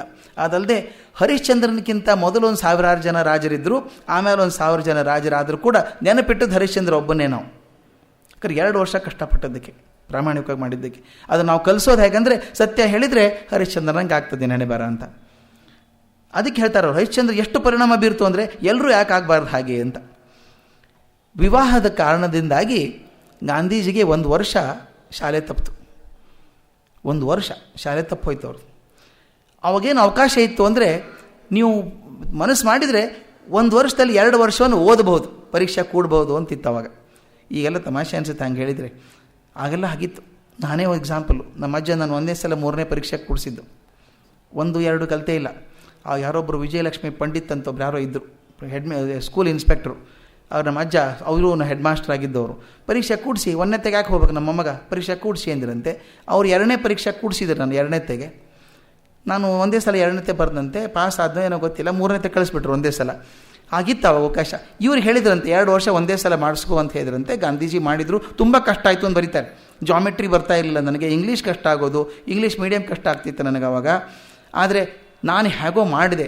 ಆದರೆ ನಮ್ಮ ಅಣ್ಣ ಶಾಲೆನೇ ಬಿಟ್ಬಿಟ್ಟ, ಪೂರ್ತಿ ಶಾಲೆ ಬಿಟ್ಟೇ ಬಿಟ್ಟ ಅಣ್ಣ. ಇವ್ರು ಶಾಲೆ ಓದಿದ್ರು ಮಾಡಿ ಅವಾಗೊಂದು ವಿಷಯ ಆದದ್ದನ್ನು ಬರೀತಾರೆ. ಅಲ್ಲಿ ಒಬ್ಬರು ಶಾಲೆಗೆ ಪ್ರಿನ್ಸಿಪಾಲ್ ಇದ್ದರಂತೆ, ಒಳ್ಳೆ ಪ್ರಿನ್ಸಿಪಾಲ್, ಗಟ್ಟಿ ಪ್ರಿನ್ಸಿಪಾಲರು. ಅವ್ರ ಹೆಸರು ದೊರಾಬ್ಜಿ ಎಡುಲ್ಜಿ ಗಿಮಿ ಅಂತ, ಪಾರ್ಸಿ ಮನುಷ್ಯ, ಗಿಮಿ ಅಂತ. ಅವರು ಪ್ರಿನ್ಸಿಪಾಲರು, ಭಾಳ ಸ್ಟ್ರಿಕ್ಟ್. ಅವ್ರಿಗೆ ಆಟ ಗೀಟ ಚೆನ್ನಾಗಿರ್ಬೇಕು ಹುಡುಗರದು ಅಂಥೇಳಿ ಕಂಪಲ್ಸರಿ ಮಾಡಿದ್ರಂತೆ. ಎಲ್ಲ ಹುಡುಗರು ಜಿಮ್ನಾಸ್ಟಿಕ್ಸ್ ಮತ್ತು ಕ್ರಿಕೆಟ್ ಕಂಪಲ್ಸರಿ ಆಡಲೇಬೇಕು, ಕಂಪಲ್ಸರಿ ಆಡಬೇಕು ಅಂತ ಹಾಕಿದ್ರಂತೆ. ಗಾಂಧೀಜಿ ಹೇಳ್ತಾರೆ, ನಾನು ವಾಕಿಂಗ್ ಒಂದು ಬಿಟ್ಟು ಉಳಿದು ಯಾವ ಎಕ್ಸಸೈಸು ನನಗೆ ಇಷ್ಟ ಇರಲಿಲ್ಲ. ಕ್ರಿಕೆಟು ಜಿಮ್ನಾಶಿಯಮ್ ಅಂತೂ ನನಗೆ ಬೇಕೇ ಆಗಿರಲಿಲ್ಲ, ನನಗೆ ಇಷ್ಟ ಇರಲಿಲ್ಲ. ಅವ್ರು ಹೇಳ್ತಾರೆ, ಈ ಫಿಸಿಕಲ್ ಎಕ್ಸಸೈಸಿಂದ ನನಗೇನಾದರೂ ಪ್ರಯೋಜನ ಆಗ್ತದೆ ಅಂತ ನನಗೆ ಅನಿಸ್ಲೇ ಇಲ್ಲ ಆವಾಗ. ಈಗ ಅರ್ಥ ಆಗಿದೆ ಅಂತ ಬರೀತಾರೆ. ಈಗ ಅರ್ಥ ಆಗಿದೆ, physical exercise is more important ಅಂತ ಗೊತ್ತಾಗಿದೆ ನನಗೆ. ಆವಾಗ ಗೊತ್ತಾಗಿರಲಿಲ್ಲ. ಕ್ರಿಕೆಟ್ ಆಡಲಿಲ್ಲ, ಜಿಮ್ನಾಶಿಯಮ್ ಆದರೆ ಕಂಪಲ್ಸರಿ ಇತ್ತಲ್ಲ, ಹೋಗಿ ನಿಂತ್ಕೊಂಡು ಆಡೋರಂತೆ, ಪ್ರೀತಿಯಿಂದಲ್ಲ. ಒಂದು ಸಲ ಏನಾಗಿತ್ತು ಅಂದರೆ ಒಂದು ದಿವಸ ಬೆಳಗ್ಗೆ ಶಾಲೆ ಮುಗಿಸ್ಕೊಂಡು ಮನೆಗೆ ಬಂದಿದ್ದಾರೆ, ಮತ್ತು 4 ಗಂಟೆಗೆ ವಾಪಸ್ ಹೋಗಬೇಕು, ಆ ಜಿಮ್ನಾಶಿಯಮಿಗೆ ಹೋಗಬೇಕು. ಪ್ರಿನ್ಸಿಪಾಲ್ರು ಗಮನಿಸಿದ್ದಾರಲ್ಲ ಎಲ್ಲರೂ ಬರಲಿಲ್ಲ ಅಂಥೇಳಿ. ಇವ್ರು ಹೋಗಿ ಕೇಳ್ಕೊಂಡ್ರಂತೆ, ನಮ್ಮ ತಂದೆಗೆ ಹುಷಾರಿಲ್ಲ, ಅವ್ರ ಕಾಲು ಒತ್ತಬೇಕು, ನಾನು ಸೇವೆ ಮಾಡಬೇಕು, ಅದಕ್ಕೆ ನಾನು ಜಿಮ್ನಾಶಿಯಮ್ನಿಂದ ಮುಕ್ತಿ ಕೊಡಿ, ನಾನು ಹೋಗಿ ಸೇವೆ ಮಾಡ್ತೀನಿ ಅಂತ. ಅದಾಗೋಲ್ಲ ಅಂದರು ಪ್ರಿನ್ಸಿಪಾಲ್ರು. ಇವರು ಬೆಳಗ್ಗೆ ಶಾಲೆ ಮುಗಿಸಿ ಮಧ್ಯಾಹ್ನ 4 ಗಂಟೆಗೆ ವಾಪಸ್ ಹೋಗ್ಬೇಕಲ್ಲ ಶಾಲೆಗೆ, ವಾಚ್ ಇಲ್ಲ ಇವ್ರ ಕಡೆಗೆ, ಮೋಡ ಹಾಕಿಬಿಟ್ಟಿದೆ, ಇನ್ನೂ ಆಗಿರಲಿಕ್ಕಿಲ್ಲ ಅಂತ ಕೂತಿದ್ರು ಅನಿಸುತ್ತೆ. ಇವ್ರು ಹೋಗೋ ಹೊತ್ತಿಗೆ ಜಿಮ್ನಾಶಿಯಂ ಮುಗಿದು ಹುಡುಗರೆಲ್ಲ ಮನೆಗೆ ಹೋಗಿದ್ರಂತೆ. ಮರುದಿನ ಪ್ರಿನ್ಸಿಪಾಲ್ರು ಕೂತ್ಕೊಂಡು ನೋಡಿದ್ದಾರೆ ಯಾರ್ಯಾರು ಬಂದಿದ್ದಾರೆ, ಯಾರ್ಯಾರು ಬಂದಿಲ್ಲ ಅಂತ. ಮೋಹನ್ ದಾಸ್ ಕರಮ್ಚಂದ್ ಬಂದಿಲ್ಲ ಅಂದ ತಕ್ಷಣ ಹಿಡಿದು 1 ಆಣೆನೋ 2 ಆಣೆನೋ ಫೈನ್ ಹಾಕಿದ್ರಂತೆ.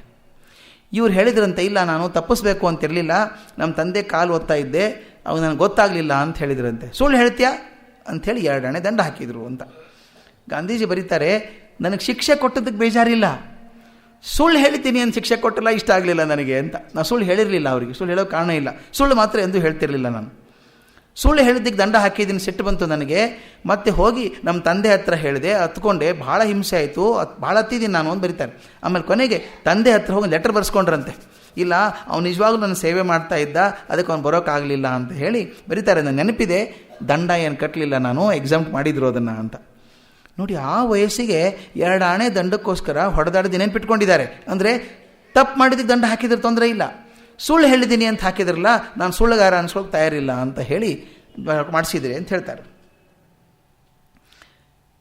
ಆದರೆ ಇಷ್ಟೆಲ್ಲ ಮಾಡಿದಂಥವ್ರು ಗಾಂಧಿ ಹೇಳ್ತಾರೆ, ಮದುವೆ ಆದಮೇಲೆ ಗಂಡ ಆಗೋದನ್ನು ಮಾತ್ರ ಮರೀಲಿಲ್ಲ ನಾನು ಅಂತ, ಗಂಡನ ಅಧಿಕಾರ ಮಾತ್ರ ಬಿಡಲಿಲ್ಲ ನಾನು ಅಂತ. I did not take much time to take the authority of a husband. ಗಂಡ ಅಂದರೆ ಹೇಗೆ, ಅದು 13 ವರ್ಷಕ್ಕೆ ಹೆಂಗೆ ಬಂತೋ ಗೊತ್ತಿಲ್ಲ, ಯಾರೋ ಹೇಳ್ಕೊಟ್ಟಿರ್ಬೇಕು ಅದನ್ನು ಹೆಂಗಿರಬೇಕು ಅಂತ ಹೇಳಿದ್ದಾರೆ ಅನಿಸುತ್ತೆ. ಅವ್ರು ಹೆಂಗೆ ಹೇಳ್ತಾರೆ, ಹೆಂಡತಿ ಹೆಂಗಿರಬೇಕು ಅಂದರೆ ಹೇಳಿದ್ದು ಕೇಳ್ಕೊಂಡಿರ್ಬೇಕು, ಅದು ಹೇಳಿದ್ರೆ ತಪ್ಪಾಗ್ತದೆ ಅಂತ ಹೇಳಿ ಬಿಗಿಯಾಗಿದ್ದೆ ಅಂತ ಬರೀತಾರೆ. Playing the role, I took no time in assuming the authority of a husband ಅಂತ. ಏನು ಮಾಡಬೇಕು ಅಥಾರಿಟಿ ಆಫ್ ಹಸ್ಬೆಂಡ್ ಅಂದರೆ, it was habit with me to forget what I did not like and to carry out the practice whatever I liked. Lifelong faithfulness to the wife inculcated in these booklets as the duty of the husband remained permanently imprinted in my house. ಗಂಡ ಹೆಂಡತಿಗೆ ಹೇಗೆ ನಿರ್ಮಲನಾಗಿರಬೇಕು, ಒಪ್ಕೊಂಡಿರಬೇಕು ಅನ್ನೋದು ನನ್ನ ಮನಸ್ಸಿಗಿತ್ತು ಅಂತ ಹೇಳ್ತಾರೆ. ಆದರೆ jealous ಆಗಿದ್ದೆ ನಾನು, ಭಾಳ ಅಸೂಯೆಪರನಾಗಿದ್ದೆ ನಾನು. ಅಸೂಯೆಪರನಾಗಿರ್ಬೇಕು ಯಾಕಂದರೆ ಹೆಂಡತಿ ನನ್ನ ಜೊತೆಗೆ ಇರಬೇಕು, ಯಾರ ಹತ್ರ ಹೋಗ್ಬಾರ್ದು, ಪರ್ಮಿಷನ್ ತೊಗೊಂಡು ಹೋಗ್ಬೇಕಾದ್ರೆ ಹೊರಗಡೆ. 12 ವರ್ಷದ ಹುಡುಗಿ, 13 ವರ್ಷದ ಹುಡುಗಿ, ಪರ್ಮಿಷನ್ ತೊಗೊಂಡು ಹೋಗ್ಬೇಕು ಇವ್ರ ಕಡೆಯಿಂದ. ಹೇಳ್ತಾರೆ ಹೊರಗೆ ಹೋಗೋದಕ್ಕೆ ಪರ್ಮಿಷನ್ ಬೇಕು. ಆದರೆ ಕಸ್ತೂರ್ಬಾಯಿ ಹೇಗಿದ್ದರು ಅಂತ ಇವ್ರು ತಲೆನೇ ಕೆಡಿಸ್ಕೊಳ್ಳಿಲ್ಲ, ನೀವು ಕೂತ್ಕೊಳ್ಳಿ ಪರ್ಮಿಷನ್, ನಾನು ಹೋಗ್ಬಿಡ್ತೀನಿ ಅಂತ ಹೋಗ್ಬಿಡ್ತಿದ್ರು. ಏನೂ ಕಾಳಜಿ ಮಾಡ್ತಿರ್ಲಿಲ್ಲ. ಇವ್ರಿಗೆ ಇನ್ನೂ ದುಃಖ ಆಗೋದು, ನಾನು ಅಥಾರಿಟಿ ಮೀರಿ ಹೋಗ್ತಾಳಲ್ಲ ಈಕೆ ಅಂಥೇಳಿ ಸಿಟ್ಟು ಬರೋದಂತೆ. ಅದಕ್ಕೆ ಬರೀ ಜಗಳಾಡೋದು ಭಾಳ ಎಷ್ಟು ಕಾಮನ್ ಆಗಿತ್ತು ಅಂತ ಬರೀತಾರೆ ಅವರು. ಜಗಳ ಅನ್ನೋದು ಸಾಮಾನ್ಯ ಅಭ್ಯಾಸ ಆಗಿ ಹೋಗಿತ್ತು ನಮ್ಮಲ್ಲಿ, ತುಂಬ ಜಗಳಾಡ್ತಾ ಇದ್ವಿ ಅಂತ. ಇದ್ರ ಜೊತೆಗೆ ಆಗಿನ ಕಾಲದ ಪರಿಸರ ಒಂದು ಗಮನಿಸ್ಬೇಕು ಸ್ನೇಹಿತರೆ. ಆಗಿನ ಕಾಲದಲ್ಲಿ ಮಗಳು ತವ್ರ ಮನೆಗೆ ಹೋಗೋದು ಭಾಳ ಕಾಮನ್. ಈಗ ಅಷ್ಟು ಬೇಗ ಹೋಗಲ್ಲ ಹೆಣ್ಮಕ್ಳು ಅನಿಸುತ್ತೆ, ಆಗ ತುಂಬ ಹೋಗೋದು ಅನಿಸುತ್ತೆ. ಈ ಸಣ್ಣ ಕಾರ್ಯಕ್ರಮ ಮಾತ್ರ ಹೋಗ್ಬಿಡೋದು, ಅದು ಪೋರ್ಬಂದರದಿಂದ ರಾಜ್ಕೋಟ್ಗೆ ಹೋಗ್ಬೇಕಲ್ಲ, ತುಂಬ ದೂರ. ಅದಕ್ಕೆ ಅವ್ರು ಬರೀತಾರೆ ಎಷ್ಟು ಆಗಿತ್ತು ಅಂದರೆ, ಸಣ್ಣ ನೆಪಗಳಿಂದ ಕಸ್ತೂರ್ಬಾ ತಾಯಿ ಮನೆಗೆ ಪ್ರಯಾಣ ಮಾಡುತ್ತಿದ್ದಳು. ಸಣ್ಣ ನೆಪಗಳಿಂದ ಅವರು ಲೆಕ್ಕ ಹಾಕಿದ್ದಾರೆ ನೋಡಿ ಕೂತ್ಕೊಂಡು ಗಾಂಧೀಜಿ.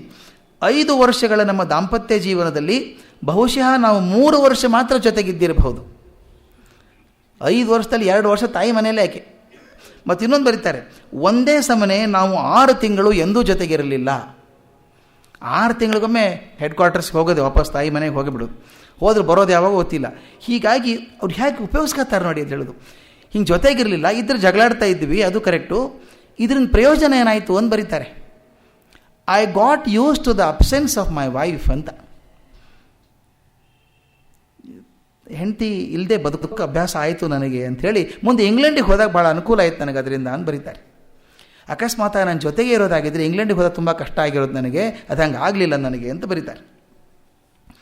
ಈಗಾದಂಥ ತಮಾಷೆ ಘಟನೆಗಳು 1-2-3 ಇದೆ. ಇದನ್ನು ತಮ್ಮ ಜೀವನ ಚರಿತ್ರೆಯಲ್ಲಿ ಬರೀಬೇಕಾದ್ರೆ ನಿಜವಾಗಲೂ 8 ಬೇಕು ಮನುಷ್ಯ ಬರೀಬೇಕಾದ್ರೆ. ಯಾರೂ ಸಾಮಾನ್ಯವಾಗಿ ಬರ್ಕೊಳ್ಳಲ್ಲ ಜೀವನ ಚರಿತ್ರೆಯಲ್ಲಿ. ಜೀವನ ಚರಿತ್ರೆ ಅದ್ಭುತವಾದದ್ದನ್ನು ಮಾತ್ರ ಬರ್ಕೋತೇವೆ, ಅಥವಾ ಅದ್ಭುತವನ್ನಾಗಿ ಮಾಡಿ ಬರೀತೇವೆ ಆದದ್ದನ್ನು. ಇವರು ಬರೀತಾರೆ, ಕರ್ಜನ್ ದಾಸ್ ಇದ್ರಲ್ಲ ಇವ್ರ ಅಣ್ಣ, ಅಣ್ಣನ ಕ್ಲಾಸ್ಮೇಟ್ ಒಬ್ಬ ಇದ್ದ, ಮೆಹತಾಬ್ ಅಂತ ಹುಡುಗ. ಅವನು ಭಾರಿ ಪೈಲ್ವಾನ್, ದಡ್ಡ ಬಲಿಷ್ಠ ಹುಡುಗ. ಅವ್ರ ಸ್ನೇಹಿತರು, ಕ್ಲಾಸ್ಮೇಟ್ಸು. ಇವರು ಸ್ನೇಹಿತ ಆದಂತೆ. ಸ್ನೇಹಿತ ಆದ ತಕ್ಷಣ ತಾಯಿ, ಹೆಂಡತಿ, ಅಣ್ಣ, ಲಕ್ಷ್ಮೀದಾಸ್ ದೊಡ್ಡವರಿದ್ರಲ್ಲ ಅಣ್ಣ, ಅವರು ಹೇಳಿದ್ರಂತೆ, ನೋಡೋ ಅವನ ಸಂಪರ್ಕ ಮಾಡಬೇಡ, ಅಷ್ಟು ಒಳ್ಳೆ ಹುಡುಗ ಅಲ್ಲ ಅವನು, ಅವನ ಜೊತೆ ಹೋಗಬೇಡ ಅಂತ. ಅದಕ್ಕೆ ಇವ್ರು ಕೊಟ್ಟ ಥೇರಿ ಎಷ್ಟು ಚೆನ್ನಾಗಿದೆ ನೋಡಿ. ಅವ್ರು ಹೇಳ್ತಾರೆ, ಆ ಹುಡುಗ ನಡತೆ ಚೆನ್ನಾಗಿಲ್ಲ ಅಂತ ನನಗೂ ಗೊತ್ತಿದೆ, ಮೆಹತಾಬನ್ ನಡತೆ ಚೆನ್ನಾಗಿಲ್ಲ ನನಗೂ ಗೊತ್ತಿದೆ, ಅವನ ಸ್ನೇಹ ಯಾಕೆ ಮಾಡ್ಕೋತೀನಿ ಗೊತ್ತಾ? ನಾನಾದರೂ ತಿದ್ದಬಹುದಾ ಅವನ್ನ? ನನ್ನ ಜೊತೆಗಿದ್ದ ಅವ್ನು ತಿದ್ದಬಹುದಲ್ಲ. ಅವ್ನು ನಿಜವಾಗಲೂ ಕೆಟ್ಟವನಲ್ಲ, ನೀವು ಬರೀ ಕೆಟ್ಟದನ್ನು ಮಾತ್ರ ನೋಡಿದ್ದೀರಿ, ಒಳ್ಳೆ ಗುಣ ಇದೆ ಅವನಲ್ಲಿ. ಅದನ್ನು ನಾನು ಮಾಡಿ ಅವನ ಕೆಟ್ಟ ಗುಣ ಬಿಡಿಸ್ಬಿಟ್ರೆ ಅವನು ಒಳ್ಳೆಯವನಾಗ್ತಾನೆ, ಜೀವನ ಚೆನ್ನಾಗಿ ಆಗ್ತದೆ ಅಂತ ಥೇರಿ ಇವ್ರದ್ದು. ಅದಕ್ಕೆ ಮುಂದೆ ಬರೀತಾರೆ, ನನಗೆ ಅರ್ಥ ಆಯಿತು, if you want to change somebody should not be so close to them ಅಂತ. ಅಷ್ಟು ಹತ್ರಕ್ಕೆ ಹೋಗಬಾರ್ದು, ತಿದ್ದೋರ ಹತ್ರ ಅಂತ. ಅವನ ಜೊತೆಗೆ ಹೋದ್ರಂತೆ. ಆವಾಗ ರಾಜ್ಕೋಟ್ಗೊಂದು ಹೊಸ ಅಲೆ ಬರ್ತಾಯಿತ್ತು, ಸಾಕಷ್ಟು ಜನ ಬ್ರಿಟಿಷರು ಬರ್ತಾಯಿದ್ರು ಅಲ್ಲಿದ್ದರು ಅವಾಗ. ಈ ಹುಡುಗ ಏನು ಸಮಜಾಯಿಷಿ ಹೇಳೋಕೆ ಶುರು ಮಾಡ್ದ ಅಂದರೆ, ನೋಡೋ ನೀನು ಹಿಂಗಿದ್ಯಾ ಕಡ್ಡಿ ಪೈಲ್ವಾನ್, ಅಶಕ್ತ ಇದೆಯಾ ನೀನು, ನಾನು ಹೆಂಗಿದ್ದೀನಿ ನೋಡು. ಯಾಕೆ ಹೆಂಗಿದ್ದೇನೆ ಗೊತ್ತಾ? ನಾನು ಮಾಂಸ ತಿಂತೀನಿ, ಮಾಂಸ ತಿನ್ನೋದ್ರಿಂದ ನಾನು ಹೆಂಗಿದ್ದೇನೆ. ಈ ಬ್ರಿಟಿಷರು ಯಾಕೆ ಹೆಂಗಿದ್ದಾರೆ? ಬ್ರಿಟಿಷರು ಹಂಗಿರೋದಕ್ಕೆ ಮಾಂಸ ತಿನ್ನೋದಕ್ಕೆ ಕಾರಣ. ಯಾರು ತಿನ್ನಲ್ವೋ ನಿನ್ನಂಗಿರ್ತಾರೆ. ಅದಕ್ಕೆ ಬ್ರಿಟಿಷರು ನಮ್ಮ ರಾಜ್ಯದ ಮೇಲೆ ಅಧಿಕಾರ ಮಾಡ್ತಾರೆ ಅಂಥೇಳಿ ಒಂದು ಕವನ ಇತ್ತಂತ ಆಗಿನ ಕಾಲದಲ್ಲಿ. ಅದೋ ಬಲಶಾಲಿ ಇಂಗ್ಲೀಷಿನವ, ಅವನು ದುರ್ಬಲ ಭಾರತೀಯನ ಮೇಲೆ ರಾಜ್ಯಭಾರ ಮಾಡುತ್ತಾನೆ, ಏಕೆಂದರೆ ಮಾಂಸಾಹಾರದಿಂದ ಅವನು 5 ಮೊಳ ಎತ್ತರವಿದ್ದಾನೆ ಅಂತ. 5 ಮೊಳ ಎತ್ತರವಿದ್ದಾನೆ ಅಂತದು ಥೇರಿ. ಅದು 5 ಮೊಳ ಹೆಂಗಿದ್ನೋ ಅದಕ್ಕೆ ಇಂಗ್ಲೀಷಲ್ಲೂ ಇದೆ, ಬರೀತಾರೆ. Gujarati poet Narmad had written, behold the mighty Englishman, he rules the Indian small, because being a meat eater he is 5 cubits tall ಅಂತ. 5 ಮೊಳ ಎತ್ತರ ಇದ್ದಾನವನು, ಯಾಕೆ ಮಾಂಸ ತಿನ್ನೋದ್ರಿಂದ ಅಂತ. ಇವ್ರಿಗೆ ಡೌಟ್ ಬಂತು. ಆ ಮೆಹತಾಬ್ ಹೇಳ್ತಾ ಶುರು ಮಾಡಿದ, ನಿನಗೆ ಗೊತ್ತಿಲ್ಲ, ಬಹಳಷ್ಟು ಜನ ನಮ್ಮ ಮೇಷ್ಟ್ರು ತಿಂತಾರೆ, ಅದೆಲ್ಲ ಆರಿಸಿ ಹೇಳೋನು, ಗಟ್ಟಿ ಮುಟ್ಟಿ ಎತ್ತರ ಇರುವಂಥ ಮೇಷ್ಟ್ರು ನೋಡಿ ಇವ್ರು ತಿಂತಾರೆ, ಇವರೆಲ್ಲ ತಿಂತಾರೆ ಅಂತ. ಹೌದಾ, ತಿಂತಾರೆ ಅವರು? ಅದಕ್ಕೆ ನಮ್ಮ ಶಾಲೆಯಲ್ಲಿ ಕೆಲ ಹುಡುಗರು ತಿಂತಾರೆ, ಮತ್ತು ನಮ್ಮ ರಾಜ್ಕೋಟದಲ್ಲಿ ದೊಡ್ಡವರು ಇದ್ದಾರಲ್ಲ, ದೊಡ್ಡ ಜನ, ಅವರೆಲ್ಲ ತಿಂತಾರೆ ಅಂತ ಹೇಳೋನು ಇವನು. ಅವ್ರು ತಿಂದದಕ್ಕೆ ಹಂಗಾಗಿದ್ದಾರೆ, ನೀ ತಿಂದಿಲ್ಲ ಹೆಂಗಿದ್ಯಾ ಅಂತ ಹೇಳೋದು. ಅದು ಅಲ್ಲದೆ ಗಾಂಧಿ ಬರೀತಾರೆ, ನನಗೆ ಭಾಳ ಹೆದರಿಕೆ ಸ್ವಭಾವ ನಂದು. I was a coward, that's the word uses. I was a coward, ಹೇಡಿ ಇದ್ದೆ ನಾನು. ನನಗೆ ಕತ್ಲೆ ಕಂಡ್ರೆ ಹೆದರಿಕೆ, ಹಾವು ಕಂಡ್ರೆ ಹೆದರಿಕೆ, ಭೂತ ಇದೆ ಅಂದರೆ ಭಾರಿ ಹೆದರಿಕೆ. ಅವ್ರು ಹೇಳ್ತಾರೆ, ಕಸ್ತೂರ್ಬಾ ಪಕ್ಕದಲ್ಲಿ ಮಲ್ಕೊಂಡಾಗ ಆಕೆ ಇದ್ದಾಳೆ ಅಂತ ಧೈರ್ಯದಿಂದ ಮಲ್ಕೋತಾ ಇದ್ದೆ. ಆಕೆಗೇನೂ ಭಯ ಇಲ್ಲ, ಆರಾಮಾಗಿ ಓಡಾಡ್ತಿದ್ಲಾಕೆ. ನನಗೆ ಬಲೆ ಹೆದರಿಕೆ. ಒಂದ್ಸಲ ಇವ್ರು ಕತ್ಲೆಯಲ್ಲಿ ಹೋಗ್ತಿರ್ಬೇಕಾದ್ರೆ ಮನೆಯಲ್ಲೇ ಹಿಂಗೆ ಹೋಗ್ಬೇಕಾದ್ರೆ ಯಾರೋ ನಿಂತ್ಕೊಂಡಿದ್ದು, ಗಾಬರಿ ಆಗಿಬಿಡ್ತು. ರಂಭಾ ಅಂತ ಒಬ್ಬ ಕೆಲಸದವಳು ಹೇಳಿದಂತೆ, ಯಾಕೆ ಹಿಂಗೆ ಮಾಡ್ತೀಯಾ? ನನಗೆ ಗಾಬರಿ ಆಗುತ್ತೆ, ಭೂತ ಇದೆ ಅಂತ. ಆಕೆ ಹೇಳಿದಂತೆ, ಭೂತ ಇಲ್ಲ, ಏನಿಲ್ಲ, ತಲೆ ಮೇಲೆ ಕೈ ಆಡಿಸ್ಬಿಟ್ಟು ಮಗು ಭಯ ಆದಾಗ ರಾಮ ರಾಮ ಅಂತ ಇರು, ಭಯ ಹೋಗುತ್ತೆ ಅಂತ. ಅದು ರಾಮ ಅನ್ನೋದು ಅಭ್ಯಾಸ ಆಗೋಯ್ತು ಅವ್ರಿಗೆ. ಕೊನೆವರೆಗೂ ರಾಮ ಅನ್ನೋದು ಅಭ್ಯಾಸ, ಏನಾದರೂ ರಾಮ ಅನ್ನೋರು ಅಭ್ಯಾಸ ಆಗೋಗಿತ್ತು. ಅದು ಆಕೆ ಕಲಿಸ್ಕೊಟ್ಲಂತೆ. ಅವನು ಮೆಹತಾಬ್ ಎಷ್ಟು ಚೆನ್ನಾಗಿ ಉಪಯೋಗಿಸ್ಕೊಂಡ ಗೊತ್ತಾ? ನೀನು ಹೇಳಿ ಯಾಕಾಗಿದ್ದೆ ಗೊತ್ತಾ? ಯಾಕೆ ಭೂತಕ್ಕೆ ಹೆದರ್ತಿ ಗೊತ್ತಾ? ಇದಕ್ಕೆ ಮಾಂಸ ತಿನ್ನಲ್ಲ ನೀನು, ತಿಂದರೆ ಗಟ್ಟಿ ಆಗ್ತೀಯ. ನೋಡು, ನಾಳೆ ನಾವೆಲ್ಲ ಭಾರತೀಯರು ಮಾಂಸ ತಿಂದರೆ ಬ್ರಿಟಿಷರನ್ನು ಓಡಿಸ್ಬೋದು ಇಲ್ಲಿಂದ. ಇಲ್ಲದೆ ನಾವು ಹೆಂಗೆ ಇರ್ತೀವಿ, ಅವ್ರು ರಾಜ್ಯಭಾರ ಮಾಡ್ತಾರೆ ಅಂತ. ಇವ್ರಿಗನ್ನಿಸ್ತು, ಓಹೋ, ಭಾರತದ ಮುಕ್ತಿಗೆ ಒಂದು ಒಳ್ಳೆಯ ಕೀಲಿಕೈ ಸಿಕ್ತು ನನಗೆ. ಅವ್ರು ಹೇಳ್ತಾರೆ, ಭಾರತದ ಮುಕ್ತಿಗೆ ಒಂದು ಒಳ್ಳೆ ಕೀಲಿಕೈ ಸಿಕ್ತು, ನನ್ನ ಮನಸ್ಸಿಲ್ಲದೆ ಹೋದ್ರೆ ಹೆದರಿಕೆ ಬೇರೆ, ತಿನ್ನುವಂಗಿಲ್ಲ. ಇವರೆಲ್ಲ ವೈಷ್ಣವ ಪಂಥದವರು, ದಿನ ದೇವಸ್ಥಾನಕ್ಕೆ ಹೋಗುವಂಥವ್ರು. ತಂದೆ ತಾಯಿಗೆ ಮಗ ಮಾಂಸಾಹಾರ ತಿಂತಾನೆ ಅಂದರೆ ಗಾಬರಿ ಆಗಿಬಿಡ್ಬೇಕಲ್ಲ, ಶಾಕ್ ಆಗಬೇಕಲ್ಲ. ಅದಲ್ಲದೆ ಅವ್ನು ಮೆಹತಾಬ್ ಒಂದು ಏನು ಕೆಲಸ ಮಾಡಿದ್ದ, ಅಣ್ಣನೂ ಸೇರಿಸ್ಕೊಂಡ್ಬಿಟ್ಟಿದ್ದ. ಈಗಾಗಲೇ ಕರ್ಜನ್ ದಾಸ್ ಸೇರ್ಕೊಂಡ್ಬಿಟ್ಟಿದ್ದ, ಗುಂಪಿಗೆ, ಮಾಂಸಾಹಾರದ ಗುಂಪಿಗೆ ಸೇರ್ಕೊಂಡ್ಬಿಟ್ಟಿದ್ದ. ಅವನು ಕ್ಯಾನ್ವಾಸ್ ಮಾಡೋನು, ಹೌದೋ ಮೊದಲು ನನಗೆ ಭಯ ಆಗ್ತಿತ್ತು, ಈಗ ಭಯ ಆಗಲ್ಲ ನನಗೀಗ. 2-3 ಜನ ಹೇಳಿದ ತಕ್ಷಣ ಕರೆ ಅನಿಸ್ಬೇಕಲ್ಲ ಇವರಿಗೆ, ಅನಿಸ್ಬಿಡ್ತು. ಅಂದ್ಬಿಟ್ಟು ಆಯಿತು, ಅವ್ನು ಹೇಳೋನು, ನಾ ಹೆಂಗೆ ಓಡ್ತೀನಿ ಗೊತ್ತದೇನು, ಎಷ್ಟು ಜೋರಾಗಿ ಓಡ್ತೇನೆ, ನನ್ನ ಶಕ್ತಿ ಕಾಲ ಮಾಂಸಾಹಾರ, ಏನಕ್ಕೆ ಅದು ತಂದು ಅಲ್ಲಿ ಜೋಡಿಸೋದು. ಹೀಗಾಗಿ ಕೊನೆಗೆ ಏನಾಯಿತು ಅಂದರೆ, ಒಂದು ದಿನ ಗೊತ್ತು ಮಾಡಿದ್ರಂತೆ, ಅದಕ್ಕೊಂದು ದೊಡ್ಡ ಚಾಪ್ಟ್ರೇ ಬರೆದಿದ್ದಾರೆ ಗಾಂಧೀಜಿ, ದ ಟ್ರ್ಯಾಜಿಡಿ ಅಂತ ಒಂದು ಚಾಪ್ಟರ್, ಒಂದು ದೊಡ್ಡ ಚಾಪ್ಟರು ಟ್ರ್ಯಾಜಿಡಿ ಅಂತ ಬರೆದು, ಸೋ ದ ಡೇ ಕೇಮ್. ಎಷ್ಟು ಚೆನ್ನಾಗಿ ವರ್ಣನೆ ಮಾಡ್ತಾರೆ ನೋಡಿ, ಆ ದಿವಸ ಬಂದದ್ದನ್ನು ಹೇಗಿದೆ ಅಂತ. It is difficult fully to describe my condition. ಅವತ್ತೇನಾಯ್ತು ಅಂತ ಹೇಳೋದು ಕಷ್ಟ. There were on the one hand the zeal for reform, ಬದಲಾವಣೆ ತರಬೇಕಲ್ಲ ಭಾರತದಲ್ಲಿ, ಮಾಂಸಾಹಾರದ್ದು ಅದು ತರಬೇಕು. And the novelty of making a momentous departure in life. There was on the other the shame of hiding like a thief. ಇನ್ನೊಂದು ಕಡೆ ನಾಚಿಕೆ ಬರ್ತಾಯಿತ್ತು, ಕಳ್ಳರ ಮುಖ ಮುಚ್ಕೊಂಡೋಗಿ ತಿನ್ಬೇಕಲ್ಲಪ್ಪ ಇದನ್ನು ಅಂತ ಅನ್ನಿಸ್ತಾ ಇತ್ತು. To do this very thing. I cannot say which of the two swayed me more. ಎರಡೂ ಎಳೆತಾಯಿತು. ಒಂದು ಕಡೆ ಭಾರತವನ್ನು ಪ್ರಬಲವನ್ನಾಗಿ ಮಾಡಬೇಕು ಅಂತ ಒಂದು ಆಸೆ ಒಂದು ಕಡೆ ಆದರೆ, ಇನ್ನೊಂದು ಕಡೆಗೆ ಗೊತ್ತಿಲ್ಲದಂಗೆ ಕಳ್ತನ ಮಾಡಿ ತಿಂತಿದ್ದೀನಲ್ಲ ಅಂತ ಅನ್ಬೇಕು. We went in search of a lonely spot by the river. ನದಿ ದಂಡೆಗೆ ಏಕಾಂತ ಒಂದು ಜಾಗವನ್ನು ನೋಡಿದ್ರಂತೆ. And there I saw for the first time in my life meat. First time ನೋಡಿದೆ. The goat's meat was as tough as leather. ಚರ್ಮ ಇದ್ದಂಗಿತ್ತು. ತಿಂದೆ. ಅಲ್ಲಿ baker's bread was also there. First time bread ತಿಂದದ್ದು, ಬೇಕರಿಯಲ್ಲಿ ಮಾಡಿದಂಥ bread. I could not eat it. I was so sick, I had to leave off eating. ತಿಂದುಬಿಟ್ಟು ಹೋದೆ. ಮುಂದೆ ರಾತ್ರಿ ಎಲ್ಲ ಗಾಬರಿ ಆಯ್ತಂತೆ ಅವ್ರಿಗೆ. ತಿಂದು ಬಂದಿದ್ದಾರೆ.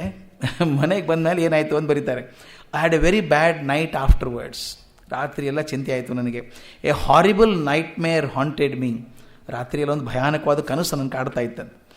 Every time I dropped off to sleep, it would seem as though a live goat were bleating inside me. ನಿದ್ದೆ ಬಂತು ಅನ್ನೋದಾಗೆಲ್ಲ ಒಳಗೆ ಹೊಟ್ಟೆಯಲ್ಲಿ ಮೇಕೆ ಕೂಗಿದಂಗೆ ಆಗೋದಂತೆ. ಎದ್ದು ಕೂತ್ಕೊಂಡ್ಬಿಡೋದು ಮತ್ತೆ ಹಿಂಗಾಗೋದು. ಆದರೆ ಅವರಿಗೆ ನೋಡಿ ಅದು ಹೇಳ್ತಾರೆ, I would jump up all of remorse, but then I would remind myself that meat eating was a duty and I had to be more cheerful. ಕರ್ತವ್ಯ ಅಂತ ತಿನ್ನೋದು. ಕರ್ತವ್ಯ ಯಾಕಂದರೆ ಭಾರತೀಯ ಅಲ್ಲ ನಾನು, ತಿಂದು ಗಟ್ಟಿ ಆಗಬೇಕು, ಆಮೇಲೆ ಬ್ರಿಟಿಷರು ಓಡಿಸೋಕೆ ಸಾಧ್ಯ ಆಗ್ತದೆ ಅಂತ ತಿಂದೆ ನಾನು. ಇದು ಒಂದು ದಿವಸ ಅಲ್ಲ. ಮುಂದೆ ನದಿ ದಂಡೆಯಲ್ಲಿ ಮಾಡೋದು ಕಷ್ಟ ಆಯಿತು. ಕದ್ದು ಮುಚ್ಚಿ ಮಾಡೋದು ಕಷ್ಟ ಆಯಿತು. ಆ ಮೆಹತಾಬ್ ಒಳ್ಳೆ ಐಡಿಯಾ ಹುಡುಕಿದ, ಇನ್ನು ಬೇಡ ಬಿಡು, ನಿನಗೆ ಗೋಟ್ ಮೀಟ್ ಇಷ್ಟ ಆಗಲಿಲ್ಲಲ್ಲ, ನಾ ಬೇರೆ ಮಾಡ್ತೀನಿ ವ್ಯವಸ್ಥೆ ಅಂತ. ಅವ್ರು ಬರೀತಾರೆ, ಅವನು ಎಲ್ಲಿ ತರ್ತಿದ್ನೋ ದುಡ್ಡು ಗೊತ್ತಿಲ್ಲ, ತರ್ತಿದ್ದ, ಹೇಗೆ ಮಾಡ್ತಿದ್ದ ಗೊತ್ತಿಲ್ಲ. ಮುಂದೆ ಏನು ಮಾಡ್ದ ಅಂದರೆ, ಇಲ್ಲಿ ನದಿ ದಂಡೆ ಬೇಡ, ಗೌರ್ಮೆಂಟ್ ಗೆಸ್ಟ್ ಹೌಸ್ ಹಿಡಿದ್ಬಿಟ್ಟಿದ್ದಂತೆ. ನೋಡಿ ಹೇಗೆ ಚೆನ್ನಾಗಿದೆ. ಯಾವಾಗ ಯಾವ ಗೆಸ್ಟ್ ಹೌಸ್ ಖಾಲಿ ಇರುತ್ತೋ ಅಲ್ಲಿ ಟೇಬಲ್ಲು, ಚೇರು, ಸ್ಪೂನು ಎಲ್ಲ ಕೂಡಿಸಿ ಬ್ರಿಟಿಷರಂಗೆ ತಿನ್ನು ಅಂತ ಹೇಳಿ ಮಾಡ್ತಿದ್ದ.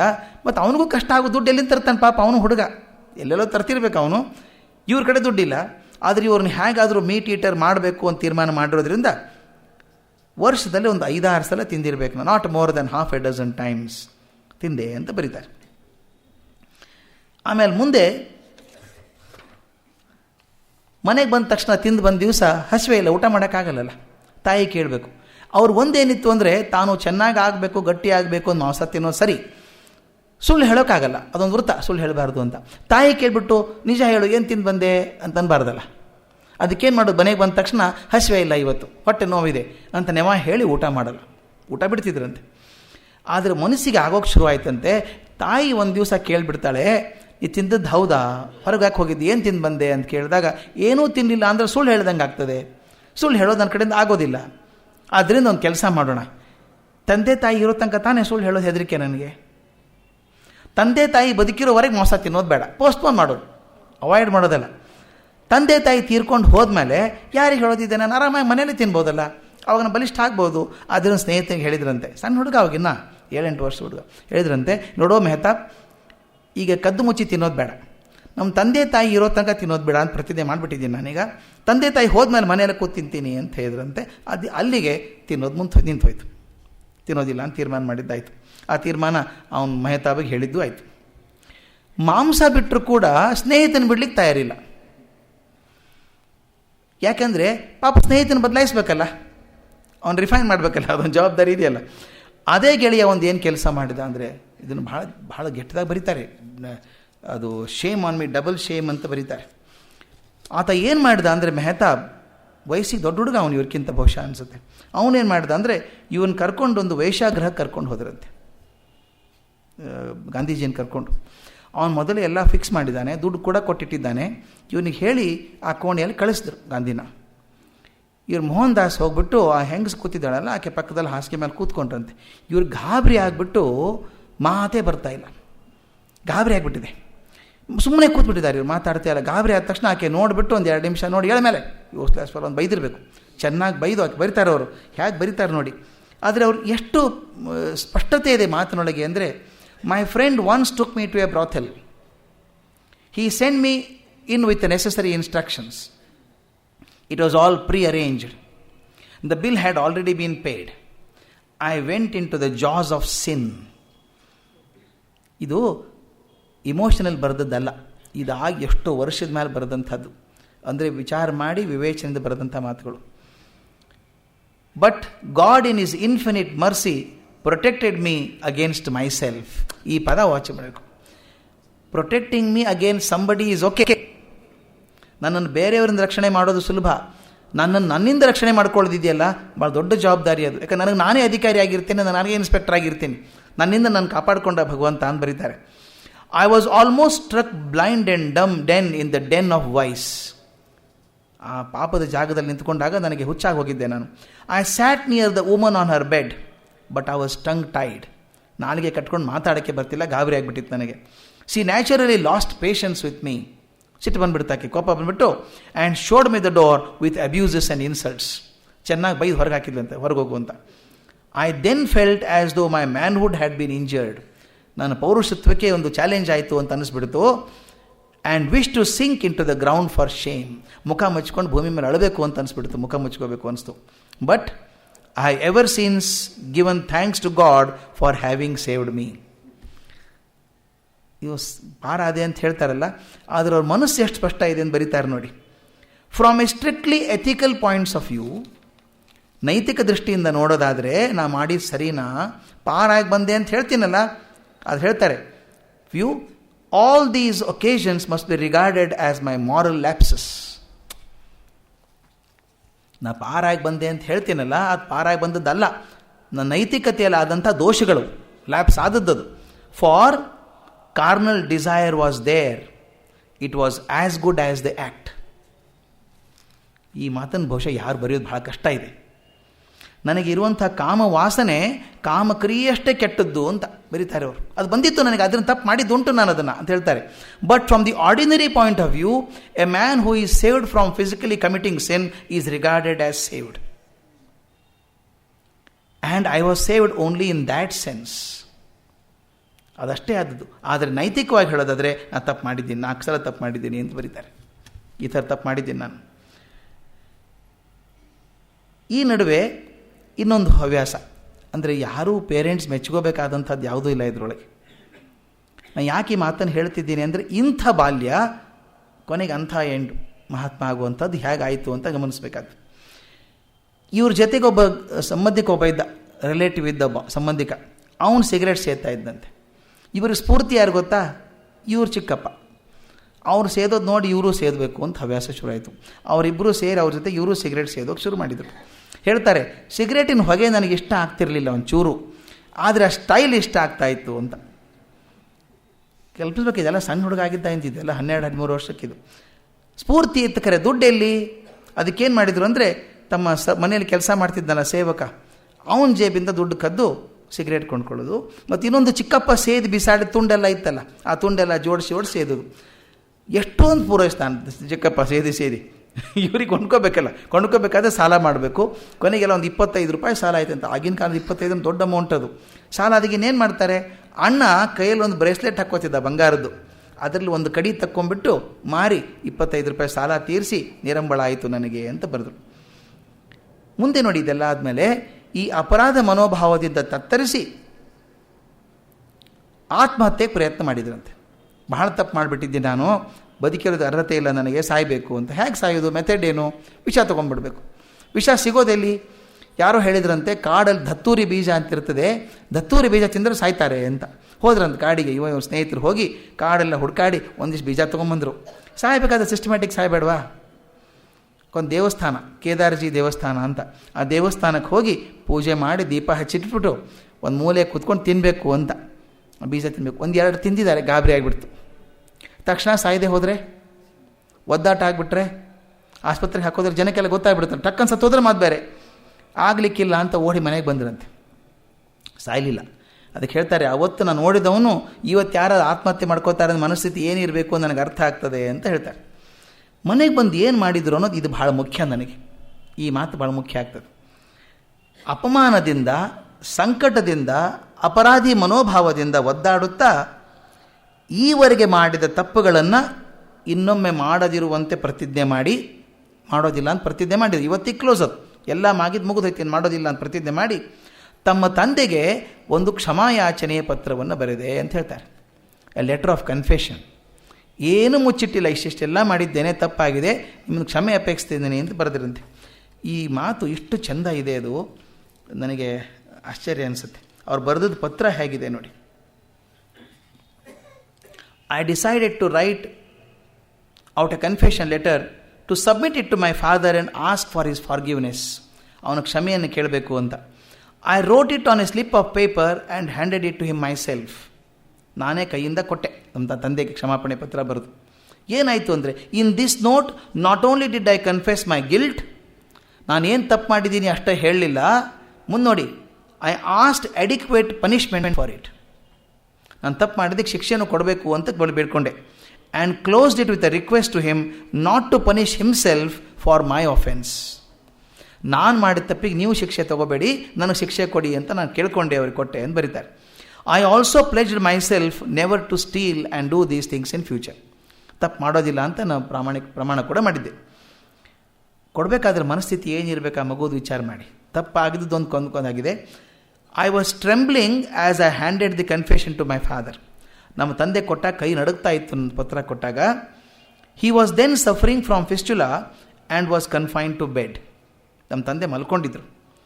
He's bed was plain wooden plank. ಒಂದು ಮರದ ಹಲಿಗೆ ಮೇಲೆ ನಮ್ಮ ತಂದೆ ಮಲ್ಕೊಂಡಿದ್ರು. I handed in the note and sat opposite in the plank. ಸಾಮಾನ್ಯವಾಗಿ ಕ್ಷಮಾಪಣೆ ಕೇಳಿದಾಗ ಯಾರಿಗೆ ಕೊಟ್ಟಿದ್ದಾರೆ ಕಣ್ಣು ನೋಡೋಕ್ಕಾಗಲ್ಲ, ನಮಗೆ ಗಿಲ್ಟ್ ಫೀಲಿಂಗ್ ಇರುತ್ತಲ್ಲ. ಇವ್ರು ಕೊಟ್ಟು ತಂದೆ ಮುಂದೆ ಅದು ಹಲಿಗೆ ಮೇಲೆ ಕೂತ್ಕೊಂಡ್ರಂತೆ. ಏನಾಯಿತು ಅಂತ ಬರೀತಾರೆ. ಇದು ನನಗೆ ಭಾಳ ಮುಖ್ಯ ಅನಿಸೋದು ಈ ಸಂಘದಲ್ಲಿ. ಇಷ್ಟು 3-4 ಪ್ರಸಂಗ ಹೇಳಿದ್ರೊಳಗೆ ಹಿ ರೆಡ್ ಇಟ್ ಥ್ರೂ, ಪೂರ್ತಿ ಓದಿದ್ರಂತೆ ತಂದೆ. ಓದ್ಬಿಟ್ಟು ಏನು ಮಾಡಿದರು, and pearl drops trickle down his chicks.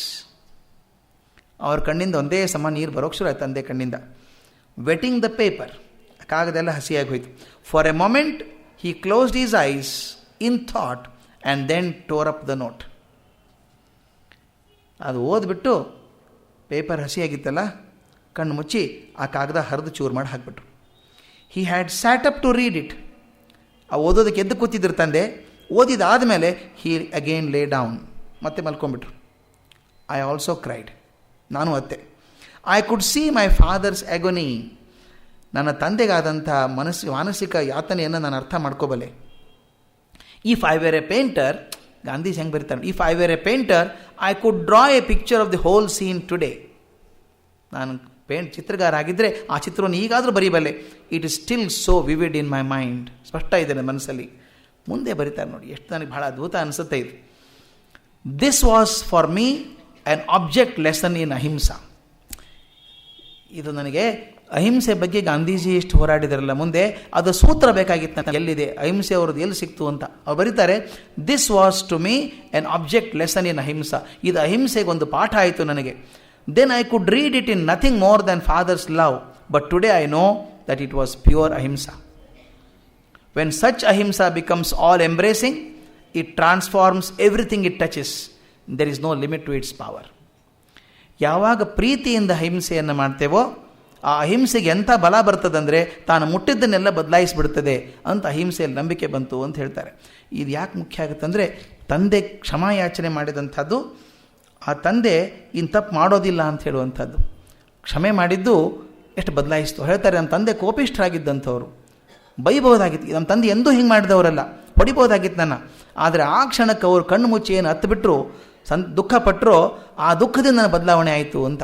ಅದಕ್ಕೆ ಹೇಳ್ತಾರೆ ಸಕ್ಸಸ್ ಅಂದರೆ ಏನು ಅಂತ. Success is not just not failing. ಸೋಲದೇ ಇರೋದು ಸಕ್ಸಸ್ ಅಲ್ಲ, but to rise every time you fail is success. Fail ಆದಾಗ ಒಮ್ಮೆ ಎದ್ದು ನಿಂತ್ಕೊಳ್ತಿದ್ದಲ್ಲ, ಕೊಡುಕೊಂಡು ಇನ್ನು ಮಾಡೋದಿಲ್ಲ ಅನ್ನುವಂಥದ್ದನ್ನು ಅದನ್ನು ಮಾಡಿದ್ರಂತೆ. ಕೊನೆಯದೊಂದು ಭಾಳ ಮುಖ್ಯವಾದಂಥ ವಿಷಯ ಹೇಳಿ ಅವು ಲಂಡನ್ ಪ್ರವಾಸದ ಬಗ್ಗೆ ಎತ್ಕೊಂಡು ಹೋಗ್ತೀನಿ ನಾಳೆಯಿಂದ. ಇನ್ನೊಂದನ್ನು ಬರೀತಾರೆ, ಡಬಲ್ ಶೇಮ್ ಅಂತ ಬರೀತಾರೆ. ನನಗೆ 2 ಸಲ ನಾಚಿಕೆ ಆಗುವಂಥ ಕ್ಷಣ, ಅಷ್ಟು ತೀರ ನಾಚಿಕೆ ಆಗುವಂಥ ಒಂದು ತಪ್ಪು ಮಾಡಿದ್ದೆ ಮುಂದೆ ನಾನು ಅಂತ. ದಿನ ರಾತ್ರಿ ತಂದೆ ಕಾಲು ಒತ್ತಾ ಇದ್ರು. ಸೇವೆ ಮಾಡೋದು ಅವ್ರ ಕೆಲಸ. ನಿದ್ದೆ ಬರೋವರೆಗೂ ಅಥವಾ ತಂದೆ ಸಾಕು ಬಿಡುವವರೆಗೂ ಕಾಲು ಒತ್ತಾ ಇದ್ರಂತೆ. ಎಷ್ಟು ಪ್ರಾಮಾಣಿಕವಾಗಿ ಬರೀತಾರೆ ಅಂದರೆ ಆಶ್ಚರ್ಯ ಅನಿಸುತ್ತೆ ನನಗೆ. ನಾನು ಹೊಸದಾಗಿ ಮದುವೆ ಆದವನು, ನನ್ನ ಹೆಂಡತಿ ಸೆಳೆತ ಎಷ್ಟಾಗಿತ್ತು ಅಂದರೆ, ನಾನು ತಂದೆ ಕಾಲು ಒತ್ತಿದ್ರು ಕೂಡ ನನ್ನ ಮನಸ್ಸೆಲ್ಲ ಕಸ್ತೂರ್ಬಾ ಇರುವಂಥ ಕೋಣೆ ಕಡೆಗೆ ಹೋಗೋದು. ಇದನ್ನು ಬರೀತಾರೆ ಅವರು. ಇದನ್ನು ಯಾರು ಬರೆಯೋ ಸಾಧ್ಯ ಅನಿಸುತ್ತೆ ನನಗೆ ಗೊತ್ತಾಗಲ್ಲ. ಇದು ಡಬಲ್ ಶೇಮ್ ಅಂತ ಬರೀತಾರೆ. Every night while my hands were busy massaging my father's legs my mind was hovering around the bedroom. ಹಿಂಗಾಗ್ತಿತ್ತು ಅಂತ ಬರೀತಾರೆ. ಆಮೇಲೆ ಒಂದು ಸಲ ತಂದೆ ತುಂಬ ಸ್ಥಿತಿ ಉಲ್ಬಣ ಆಗಿಬಿಟ್ಟಿದೆ, ಪರಿಸ್ಥಿತಿ ಆರೋಗ್ಯ ಚೆನ್ನಾಗಿಲ್ಲ. ಚಿಕ್ಕಪ್ಪ ರಾಜ್ಕೋಟೆಯಿಂದ ಬಂದಿದ್ದರಂತೆ ಅಣ್ಣನ ನೋಡಬೇಕು ಅಂಥೇಳಿ. ಇವ್ರು ಕಾಲು ಓದ್ತಾ ಇದ್ರು. ನಾನು ಮಾಡ್ತೀನಿ ಹೋಗೋ, ಕಾಲು ಓದ್ತೀನಿ ಅಂತ ತಮ್ಮ ಹೇಳಿದರು. ಅಣ್ಣನ ಬಗ್ಗೆ ತುಂಬ ಗೌರವ ತಮ್ಮನಿಗೆ. ಕಾಲು ಓದ್ತಾ ಇದ್ದರು. ನನಗೆ ಅವಕಾಶ ಸಿಕ್ಕರೆ ಸಾಕು ಅಂತ ನಾನು ರೂಮಿಗೆ ಹೋದಾಗ ಕಸ್ತೂರ್ಬಾ ತುಂಬ ಬಸ್ರಿ, ಡ್ಯೂ ಫಾರ್ ಡೆಲಿವರಿ. ಆವಾಗ ಅವ್ರು ಹೇಳ್ತಾರೆ, ನಾನು ಎಷ್ಟು ಹುಚ್ಚಾಗಿದ್ದೆ ಅಂತಂದರೆ ಹೋಗಿ ಆಕೆ ಜೊತೆಗಿದ್ದೆ ನಾನು. 5 ನಿಮಿಷಕ್ಕೆ ನನ್ನ ಬಾಗಿಲ ಬಡಿದ್ರೆ ಯಾರೋ, ಬಾಗಿಲ ಬಡೋದು, ಬಾಗಿಲು ತೆಗಿ, ನಿಮ್ಮ ಅಪ್ಪಗೆ ತುಂಬ ಸೀರಿಯಸ್ ಆಗಿದೆ ಅಂತ ಹೇಳಿದರು. ನನಗೆ ಅರ್ಥ ಆಯಿತು, ತುಂಬ ಸೀರಿಯಸ್ ಅಂದರೆ ಏನು ಅಂತ ಅರ್ಥ ಮಾಡ್ಕೊಳ್ಳೋ ವಯಸ್ಸಿತ್ತು ನನಗೆ. ತುಂಬ ಸೀರಿಯಸ್, ನಮ್ಮ ತಂದೆ ಇರಲಿಕ್ಕಿಲ್ಲ. ಏನಾಯಿತು ಅಂತ ಕೇಳಿದೆ. ಫಾದರ್ ಈಸ್ ನೋ ಮೋರ್, ತಂದೆ ಇಲ್ಲ ಅಂತ ಹೇಳಿದರು. ನನಗೆ ಎಷ್ಟು ದುಃಖ ಆಯಿತು ಅಂತ ಬರೀತಾರೆ ಅವರು. ಎಷ್ಟು ದುಃಖ ಆಯಿತು ಅಂತಂದರೆ ಹೇಳ್ತಾರೆ, so all was over but I had to wring my hands. I felt deeply ashamed and miserable. ನನ್ನ ನಾಚಿಕೆ ಆಯಿತು, ಭಾಳ ಸಣ್ಣವನು ಅನಿಸ್ಬಿಟ್ಟೆ ನಾನು. I ran into my father's room. I saw that if animal passion had not blinded me, I should have been spared the torture of separation from my father during his last moments. ನನ್ನ ತಂದೆ ಜೊತೆಗೆ ಕೊನೆ ಕ್ಷಣಗಳನ್ನು ನಾನು ಈ ಮನುಷ್ಯ ಪ್ರಾಣಿ ಭಾವದ ಇರಲಿಲ್ಲ ಅಂತಂದರೆ ನಮ್ಮ ತಂದೆ ಜೊತೆಗೆ ಇರಬಹುದಾಗಿತ್ತು ನಾನು ಅಂತ ಅನ್ನಿಸ್ತು. ಅದಕ್ಕೆ ಬರೀತಾರೆ, ನಮ್ಮ ತಂದೆ ಎಷ್ಟು ದೊಡ್ಡವರಾಗಿದ್ದರು ಅಂದರೆ, my father had forebodings of the coming event. ಸಾಯ್ತೀನಿ ಅಂತ ಗೊತ್ತಿದ್ದು he had made a sign for the pen. ಒಂದು ಪೇಪರು ಪೆನ್ ಕೊಡು ಅಂತ ತಮ್ಮ ತಮ್ಮನಿಗೆ ಕೇಳಿದ್ರಂತೆ. ಕೊಟ್ಟಾಗ ಬರೆದ್ರಂತೆ, prepare for the last rites. ನನ್ನ ಕೊನೆ ಅಂತಿಮ ಸಂಸ್ಕಾರಕ್ಕೆಲ್ಲ ರೆಡಿ ಮಾಡ್ಕೊಳ್ಳಿ ಅಂತ ಬರೆದು ಇಟ್ಬಿಟ್ಟು, he then snapped the amulet off his arm and also his gold necklace of tulsi beads and flung them aside. ತುಳಸಿ ಹಾಕೊಂಡು ತುಳಸಿ ಮಾಲೆಯನ್ನು ತೆಗೆದು ಕರೆಗೆ ಒಗೆದ್ಬಿಟ್ಟು, a moment later he was no more. To shame to which I have referred the foregoing chapter was this shame of my carnal desire even at the critical hour of my father's death.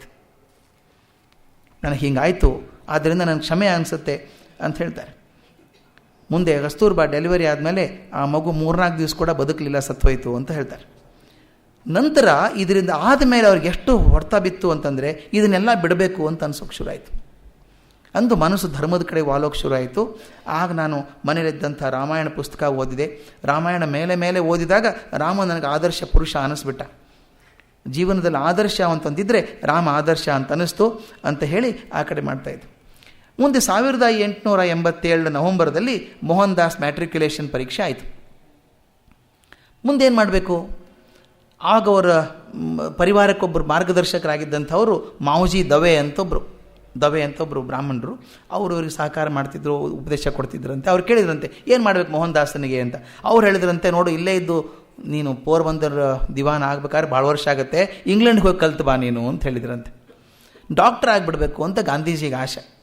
ನಾನು ಇಂಗ್ಲೆಂಡ್ಗೆ ಹೋಗಿ medical ಮಾಡ್ಕೊಂಬರ್ಬೇಕು ಅಂತ. ಅಣ್ಣ ಹೇಳಿದ್ರಂತೆ ಲಕ್ಷ್ಮೀದಾಸ್ ದೊಡ್ಡವರು, ಛೇ ಬೇಡಪ್ಪ, ನಾವು ವೈಷ್ಣವ ಪದ್ಧತಿಗೆ ಬಂದವರು, ನೀ ಡಾಕ್ಟರ್ ಆದರೆ ಏನಾಗುತ್ತೆ, ಹೆಣ ಕೊಯ್ಯೋ ಕೆಲಸ, ನಾವು ವೈಷ್ಣವ್ರು ಹೆಣ ಕೊಯ್ಯೋ ಕೆಲಸ ಮಾಡಬಾರ್ದು, ನೀನು ನ್ಯಾಯಶಾಸ್ತ್ರ ಓದು, ವಕೀಲಾಗು ಅಂತ ಹೇಳಿದ್ರಂತೆ. ಅಣ್ಣ ಹೇಳಿದ್ರೆ ಮುಗಿದೈತಿ, ಪ್ರಶ್ನೆ ಇಲ್ಲ. ಆದರೆ ತುಂಬ ಖರ್ಚಿದೆ. ಆಗಿನ ಕಾಲಕ್ಕೆ 666 ಪೌಂಡ್ ಅಂತ, 666 ಪೌಂಡ್ ಬೇಕು ಹೇಗೆ ಅಂತ. ಪ್ರೀತಿ ಅಣ್ಣ ಲಕ್ಷ್ಮೀದಾಸ್ ಹೇಳಿದ್ರಂತೆ, ನೀನೇನು ಚಿಂತೆ ಮಾಡಬೇಡ, ನಾನು ವ್ಯವಸ್ಥೆ ಮಾಡ್ತೀನಿ ಅಂಥೇಳಿ 666 ಪೌಂಡ್ ತಂದು ಕೊಟ್ಟರಂತೆ. ಕೊಟ್ಟು ಬಿಟ್ಟರೆ ಹೇಳಿದ್ರಂತೆ, ನೀನೇ ಹೀಗೆ ಹೋಗಬೇಡ, ತಾಯಿಗೆ ಭೇಟಿಯಾಗು, ಆಕೆ ಅಪ್ಪಣೆ ತೊಗೊಂಡು ಹೋಗು ಅಂತ. ಅಲ್ಲಿಂದ ಮತ್ತೆ ಬಂದು ತಾಯಿನ ಭೇಟಿಯಾಗಿ ಮಾತು ಕೊಟ್ಟರಂತೆ. ನಾನು ಹೊರಗಡೆ ಇದ್ದಾಗ, ಎಲ್ಲಿ ಹೋದಾಗ ಮದ್ಯ, ಮಹಿಳೆ, ಮಾಂಸ ಇವನು ಮುಟ್ಟೋದಿಲ್ಲ ಅಂತ ತಾಯಿ ಪಾದ ಮುಟ್ಟಿ ಆಣೆ ಮಾಡಿದ್ರಂತೆ. ಆಗ ತಾಯಿ, ನೀನು ಹೋಗಪ್ಪ ಪರವಾಗಿಲ್ಲ, ನಂಬಿಕೆ ಇದೆ ನನಗೆ ಅಂತ ಅಪ್ಪಣೆ ಕೊಟ್ಟಳು. ಆಗ ತಾಯಿ, ಹೆಂಡತಿ, ಕೆಲವು ತಿಂಗಳ ಮಗು ಒಂದಿತ್ತು, ಈ ಮೂರನ್ನು ಬಿಟ್ಟು 19 ವರ್ಷದ ಮೋಹನ್ ದಾಸ್ ಕರಮ್ಚಂದ್ ಗಾಂಧಿ 1888 ಸೆಪ್ಟೆಂಬರ್ 4ನೇ ತಾರೀಕು ಮುಂಬೈಯಿಂದ ಹಡಗಿನಿಂದ ಹೊರಟು ಆ ತಿಂಗಳ ಕೊನೆಗೆ ಲಂಡನ್ ಮುಟ್ಟಿದ್ರು ಅನ್ನುವಲ್ಲಿಗೆ ನಿಲ್ಲಿಸೋಣ. ನಾಳೆ ಅವರು ಲಂಡನದ ಶಿಕ್ಷಣ ಹಾಗೂ ಸ್ವಲ್ಪ ಬಂದು ಸೌತ್ ಆಫ್ರಿಕಾದ ಬಗ್ಗೆ ನಾಳೆ ನೋಡೋಣ. ನಮಸ್ಕಾರ.